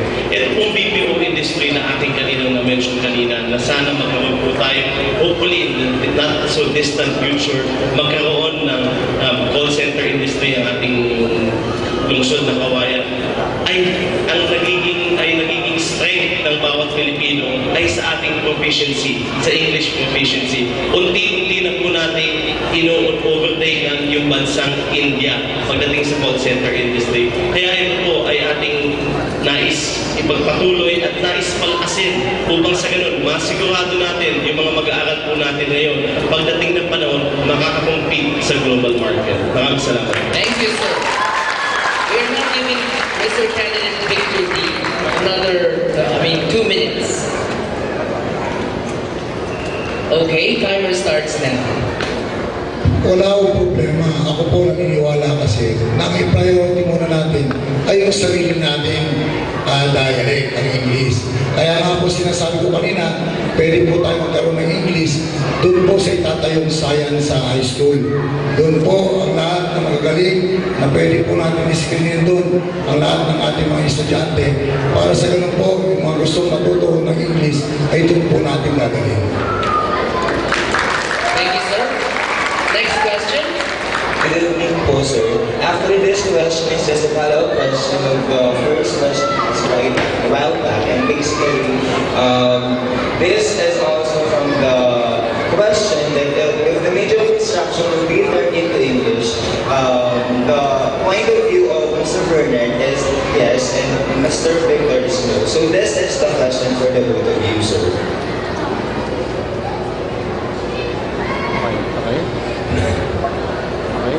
According to Mr. Rizal, ang taong hindi marunong magmahal sa sariling wika ay hindi pang amoy sa malansa at mabawis na. The 1987 Constitution is stipulates that classroom instruction should not only be limited in Filipino but also in English. And given one of the current trends in education, as from the education sector, is the mother tongue-based instruction and the multilingual policy, which is found to be effective and efficient here in our city, the city of Kawayan. So basically, here in Kawayan, we have less young people. So how would this indigenous people be able to cope up if we are going to settle for an English instruction-based curriculum? I'm sorry, is that clear for the candidates? Can you please... This is the gist of my question, sir. How would the students and the people of Kawayan, especially the indigenous people, cope with the English classroom instruction? If the medium of classroom instruction is English, would that be detrimental to the learning of members of the indigenous people's education? Okay. Clear mo ba yun, Mr. Candidates? Bali po ang tanong niya, kung English daw po, if English will be the medium of instruction in the classroom, hindi daw po ba maaapektuhan yung pag-aaral ng mga members ng indigenous peoples? Yes. Okay, ganun po. Opo, yung mga IP ba ang tinutukoy natin? Yes, sir, yes, sir. Opo. So, Mr. Candidate Victor D will be given 2 minutes. Timer starts now. Kaya nga po yun yung sinasabi ko na halimbawa ang isang tao ay ordinaryong tao na lalo na magsasaka, pahihirapan mo pa ba na mag-English ang isang ating mga kababayan na dapat yung sa Tagalog okay na. Hayaan na natin yung mga nag-aaral sa mga ano, pero yung mga indigenous people, paano kung tuturuan pa? Di ba? Proteksyonan din natin sila. Huwag natin silang iipitin na matuto pa ng English. Kaya kailangan dito, yung direct na natin, ang kailangan i-adapt dito sa ating lungsod. Thank you, sir. Mr. Candidate Bernard D is now given 2 minutes. Timer starts now, sir. Ito pong issue sa pagkakaroon ng medium o anong medium ang gagamitin sa mode of instruction ng ating mga eskwelahan dito sa buong Pilipinas ay natakil na po paulit-ulit at ilang beses na rin in the not so distant future na kung saan nagkaroon ng mga moves na gawing Tagalog, subalit nagreklamo ang mga Bisaya. Nagreklamo ang Cebu, ang mga Bisaya, lalo-lalo na sa bandang Cebu dahil mas marami na daw yung mga Cebuano. Bakit hindi na lang daw Bisaya? Kaya this is a national issue. This has been a national issue up until now. But the reason why naging English pa rin ang medium ng ating mode of instruction is certainly to cope up. Gaya na sabi ko kanina, we are entering into a global market, globalization, that we have to align. We have to align our education system in the global market. Para sa ganoon, mas mabigyan natin po ng oportunidad ang bawat isang mag-aaral sa atin. Naiintindihan po natin at nalalaman at na-acknowledge po natin na hindi dapat makalimutan yung ating pambansang lingwahe o ang sarili natin dialect. Kaya naman po, ang ating mode of instruction lamang ang nasa English. So, baling pag-alis nila doon, kanina lang, ginagamit pa rin naman nila yung ang sarili or pambansang wika nila, whether it be Tagalog, or it be Bisaya, or Gandang, Ilocano, or kung alinman, kung nasang parte man sila sa ating bansang Pilipinas. Sir, I respect your opinions and since in the table of judges or representative of the education sector, I would like to ask this last question, sir. I'm very sorry, but I guess we have limited time. I'm very sorry. Sige, okay na po. Sige, Thank you for your understanding. Thank you. Next question. Good evening. Ito pong katanungan ko po para po sa kanilang dalawa. In our society, nowadays, do you think the youth has the power to voice out their notions? Because sometimes there are people who underestimate our abilities. How much more if we abolish SK? How the youth give their ideas or notions if we don't have position in our community? Is that clear to our candidates? Ang tanong po niya ay, does the youth have any power to voice out their notions, express their ideas, and please help us? Because sometimes there are people who underestimate our abilities. How much more if we abolish SK? Na-underestimate ang mga kabataan, how much more pag na-abolish daw ang SK? How will you give their ideas or notions if we don't have position in our community? So basically, how will our candidates fight for the right of the youth to express themselves? Parang ganun po yung tanong eh. I'm giving you 2 minutes to Mr. Candidate Victor D. Muna po. Kayo po muna, 2 minutes starts now. Well, una-una, magandang balita. Dahil alam ko, inaproban na ng Congress sa Sunang Senate ang SK. Kaya magkakaroon na ulit ang SK. Hindi dati na-abolish, ibabalik na. Pero sa edad ng 18 hanggang 25 anyos ang alam kong inaproban para sa ating mga kabataan. Bakit kayo inabolish na muna? Dahil alam nila, minor de edad kayo, pumipirma kayo ng mga kontrata na hindi dapat dahil minor edad kayo. Kaya yun ang mga nakita ng ating mga mababatas na kumari baguhin yung taon para sa edad kayo, legal, pag kayo ay pumasok sa isang mga kontrata. Kaya huwag kang mag-alala. Sa darating na eleksyon, may SK na. Thank you. Mr. Candidate Bernard D. is now given 2 minutes, sir. Timer starts now. Tama po si Tito Vic na napasa na po ng SK Reform Bill na kung saan sa susunod na barangay elections magkakaboses na muli ang ating mga kabataan. Pero dito po sa ating Luzon, hindi nawala yung boses ng kabataan. Dahil nandiyan po natin itinalaga agad yung Federation of School Government Officers, yung lahat ng mga student council ng bawat eskwelahan sa bawat sulok ng ating Luzon. Nagkaroon din tayo ng Barangay Youth Development Task Force na kung saan nandun na ipapakita na yung voice out to the barangay level, yung boses ng kabataan. Dahil tuwing nakikita ko at tuwing kasama ko ang mga youth, isa lamang po naman ang aking sinasabi.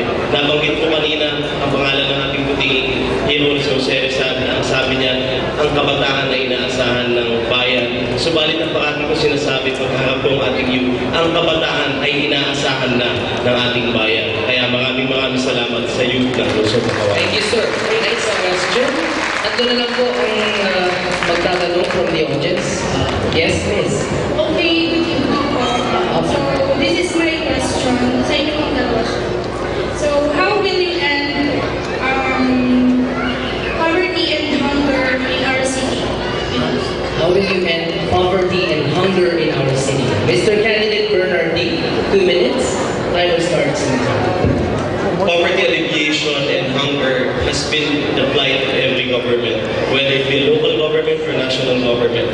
Nandiyan po yung pagpapalakas ng mga programa natin ng social services at mga programa ng national government katulad ng 4Ps na kung saan hindi lamang natin binibigyan sila ng panandalian or pansamantalang pangangailangan, kundi yung pagsusubaybay sa kanila upang sa ganun makamit natin yung sustainability ng kanilang buhay kung sila talaga ay makakatayo na sa kanilang mga buhay.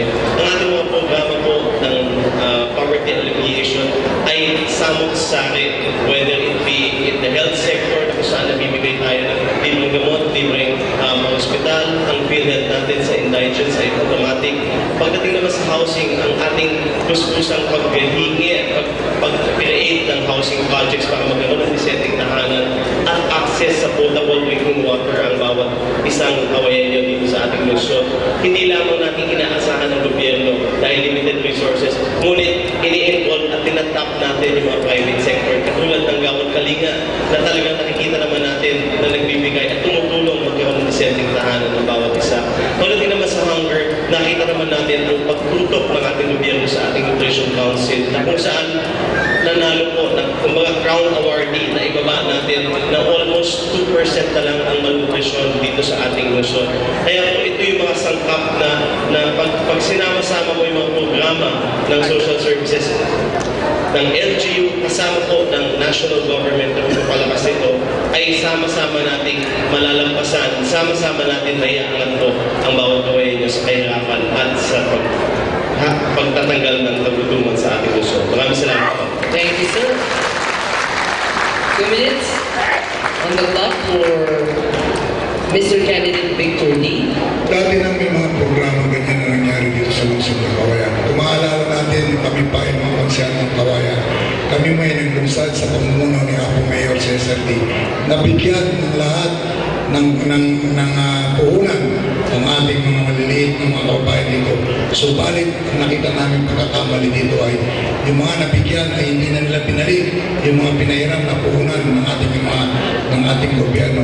Kaya kailangan lang dito ay yung supervision at yung monitor ang mga binibigyan ng pagkakataon ng pribileo na para maangat ang kanilang kabuhayan. Ayun talagang gustong buhay, talagang gustong umulan ng kanilang buhay dahil nakita na natin na kung tayo ay pababayaan natin katulad ng 4Ps na inaasahan na nila ibang buwan na darating sa kanila kung titingnan natin parang ayaw na magtrabaho ng iba. Kaya ito dapat natin pagtutunan ng pansin na kung maaari pantayan at tingnan natin, i-monitor natin kung sino ang marapat dapat na mabigyan ng benepisyo nito para sa ganun hindi masayang yung pondo at talagang pakinabangan ng ating mga kawalan. Thank you, sir. Another question from the audience. Good evening, sir. I have a question po is para sa inyo dalawa, sir. So,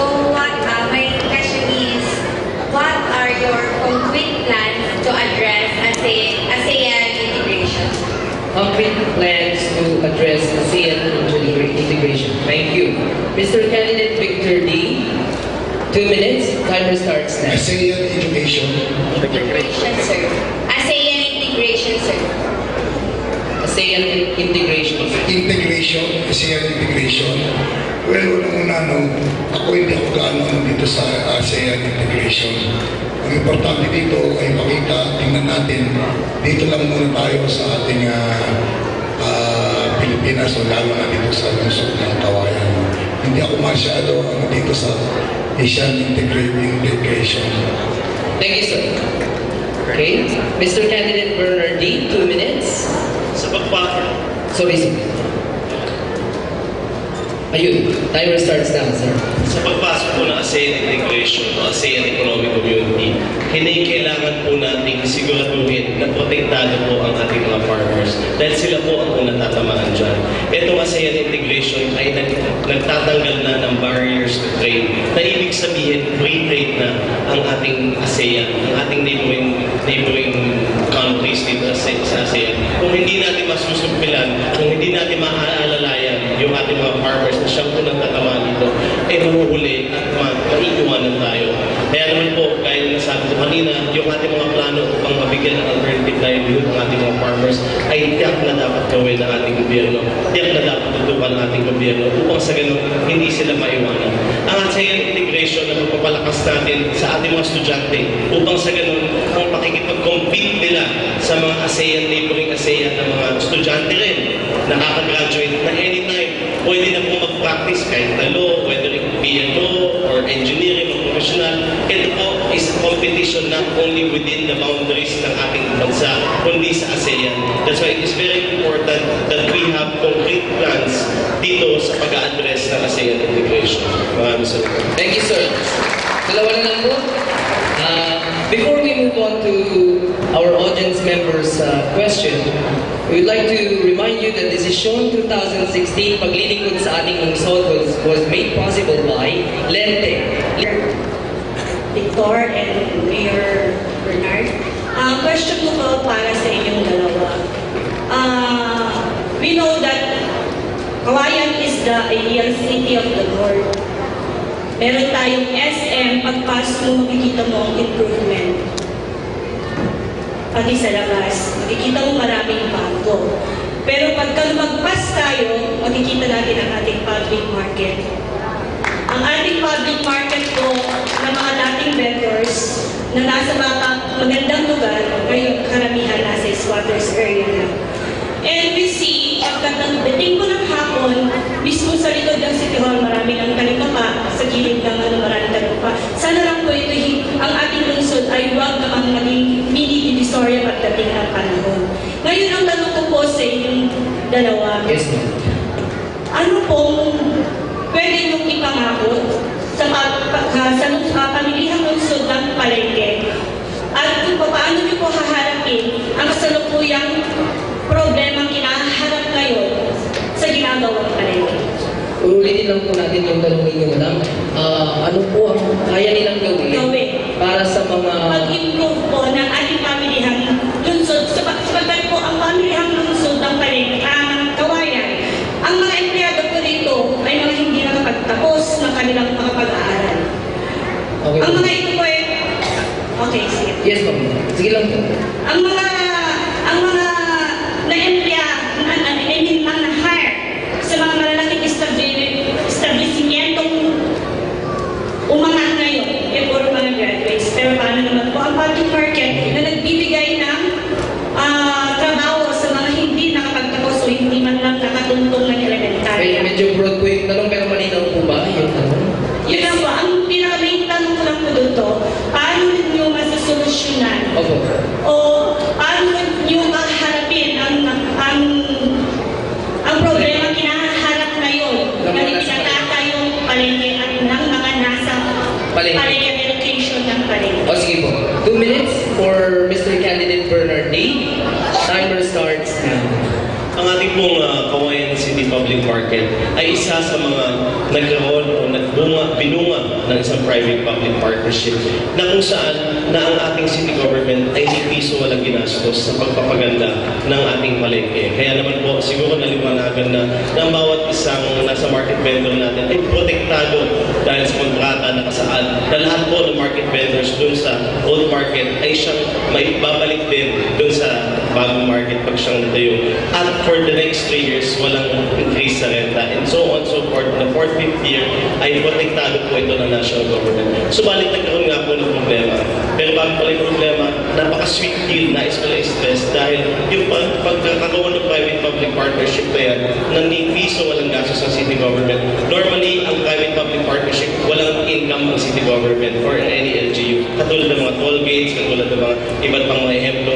Ngunit itong private-public partnership na nagawa dito sa palengke ay magkakaroon pa ng additional income ng city government na 5 million na siyang gagamitin sa mga scholarship grants ng ating mga market vendors. Subalit nagkaroon ng delay ang kanilang construct ng market. Kaya naman po naisip at inaksyonan ng ating city government na i-cancela yung ating kontrata doon sa kontrata ng ating grupo ng ating market na LKY dahil po meron silang mga kondisyon na wala sa kontrata.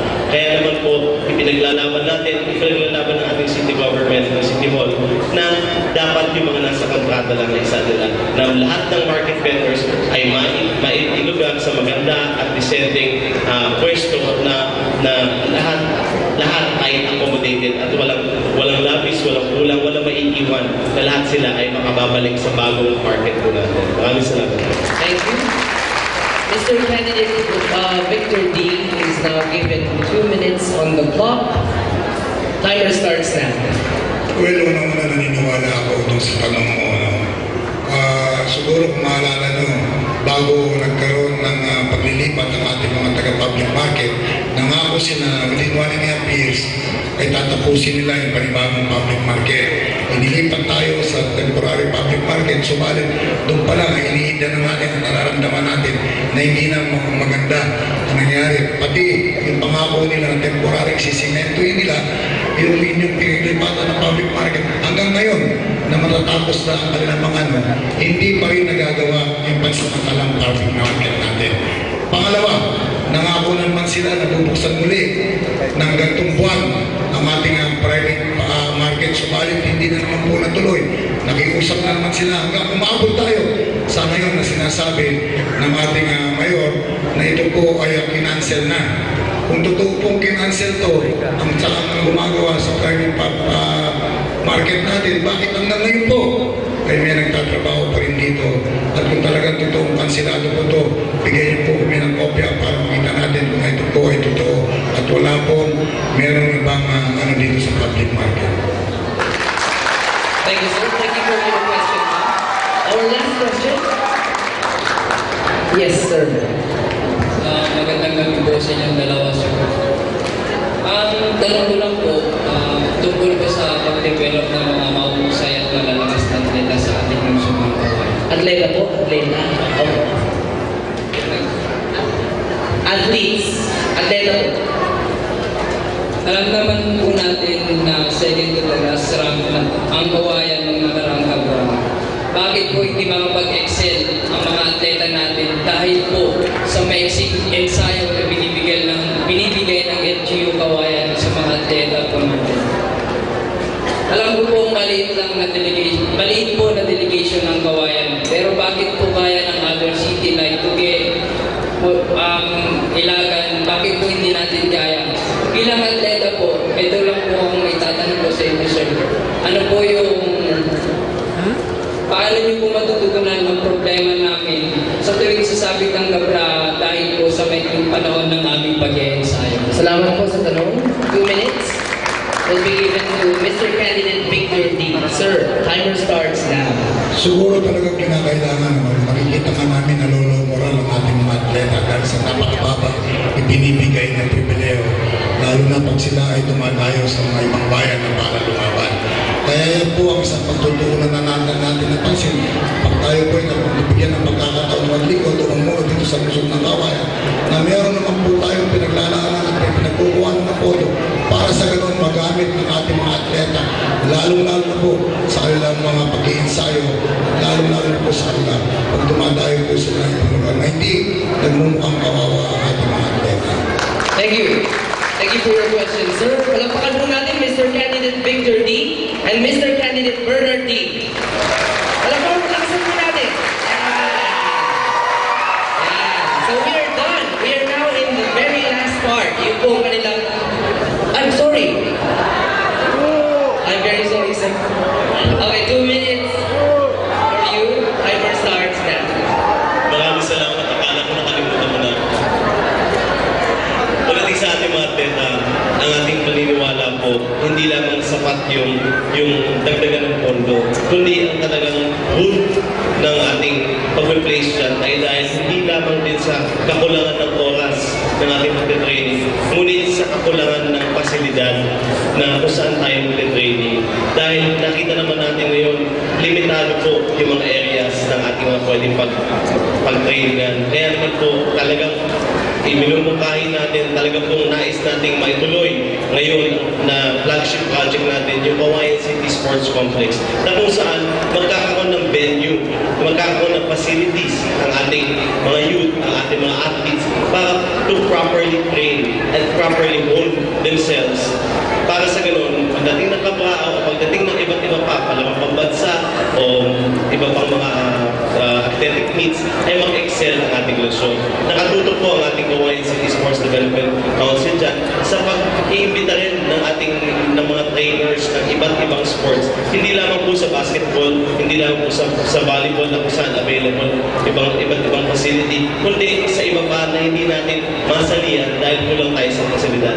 So tingin ko po ang sagot sa kahilingan at sa daing ng mga atleta natin ay pagkakaroon po ng Kawayan City Sports Complex. Maraming salamat. Thank you, sir. Siguro 4 na beses ako nakalibot ng turns ngayong gabi. Yes. So, we are now, as I said a while ago, in the very last part of our debate. Decision 2016, paglilingkod sa ating lungsod. As you know, the last part is 3-minute closing speech from our candidates. So, before we go to Mr. Candidate Bernard D. and Mr. Candidate Victor D., may we call Mr. Candidate Diosdado Ramirez for Vice Mayor back to the stage for his 3-minute closing speech. Sir, palapakan po natin. Candidate Victor D. Yaw kayo po, sir.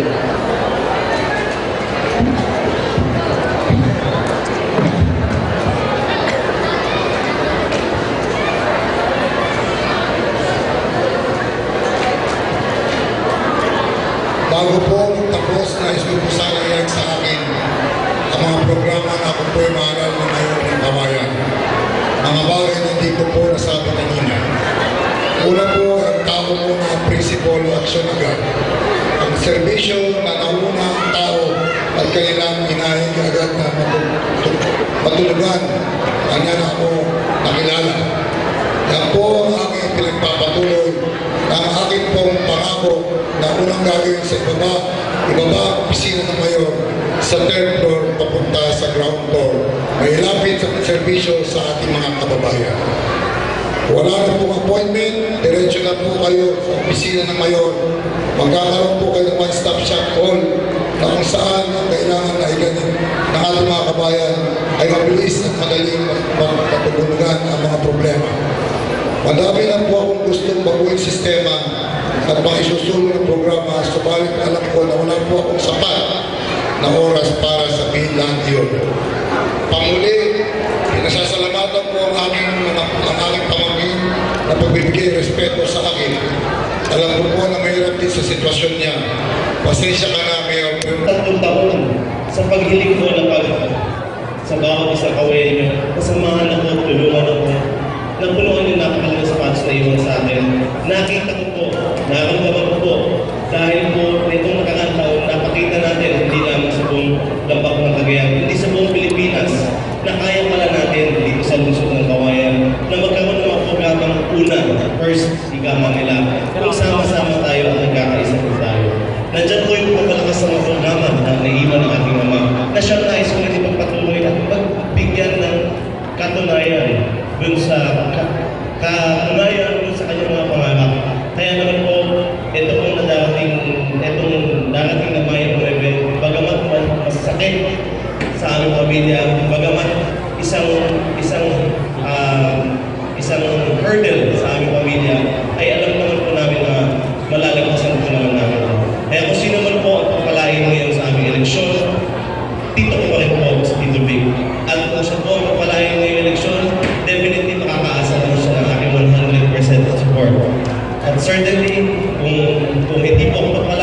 patuloy pa rin naman po ang aking serbisyo sa publiko dahil naniniwala po ako that service to humanity is the best form of life.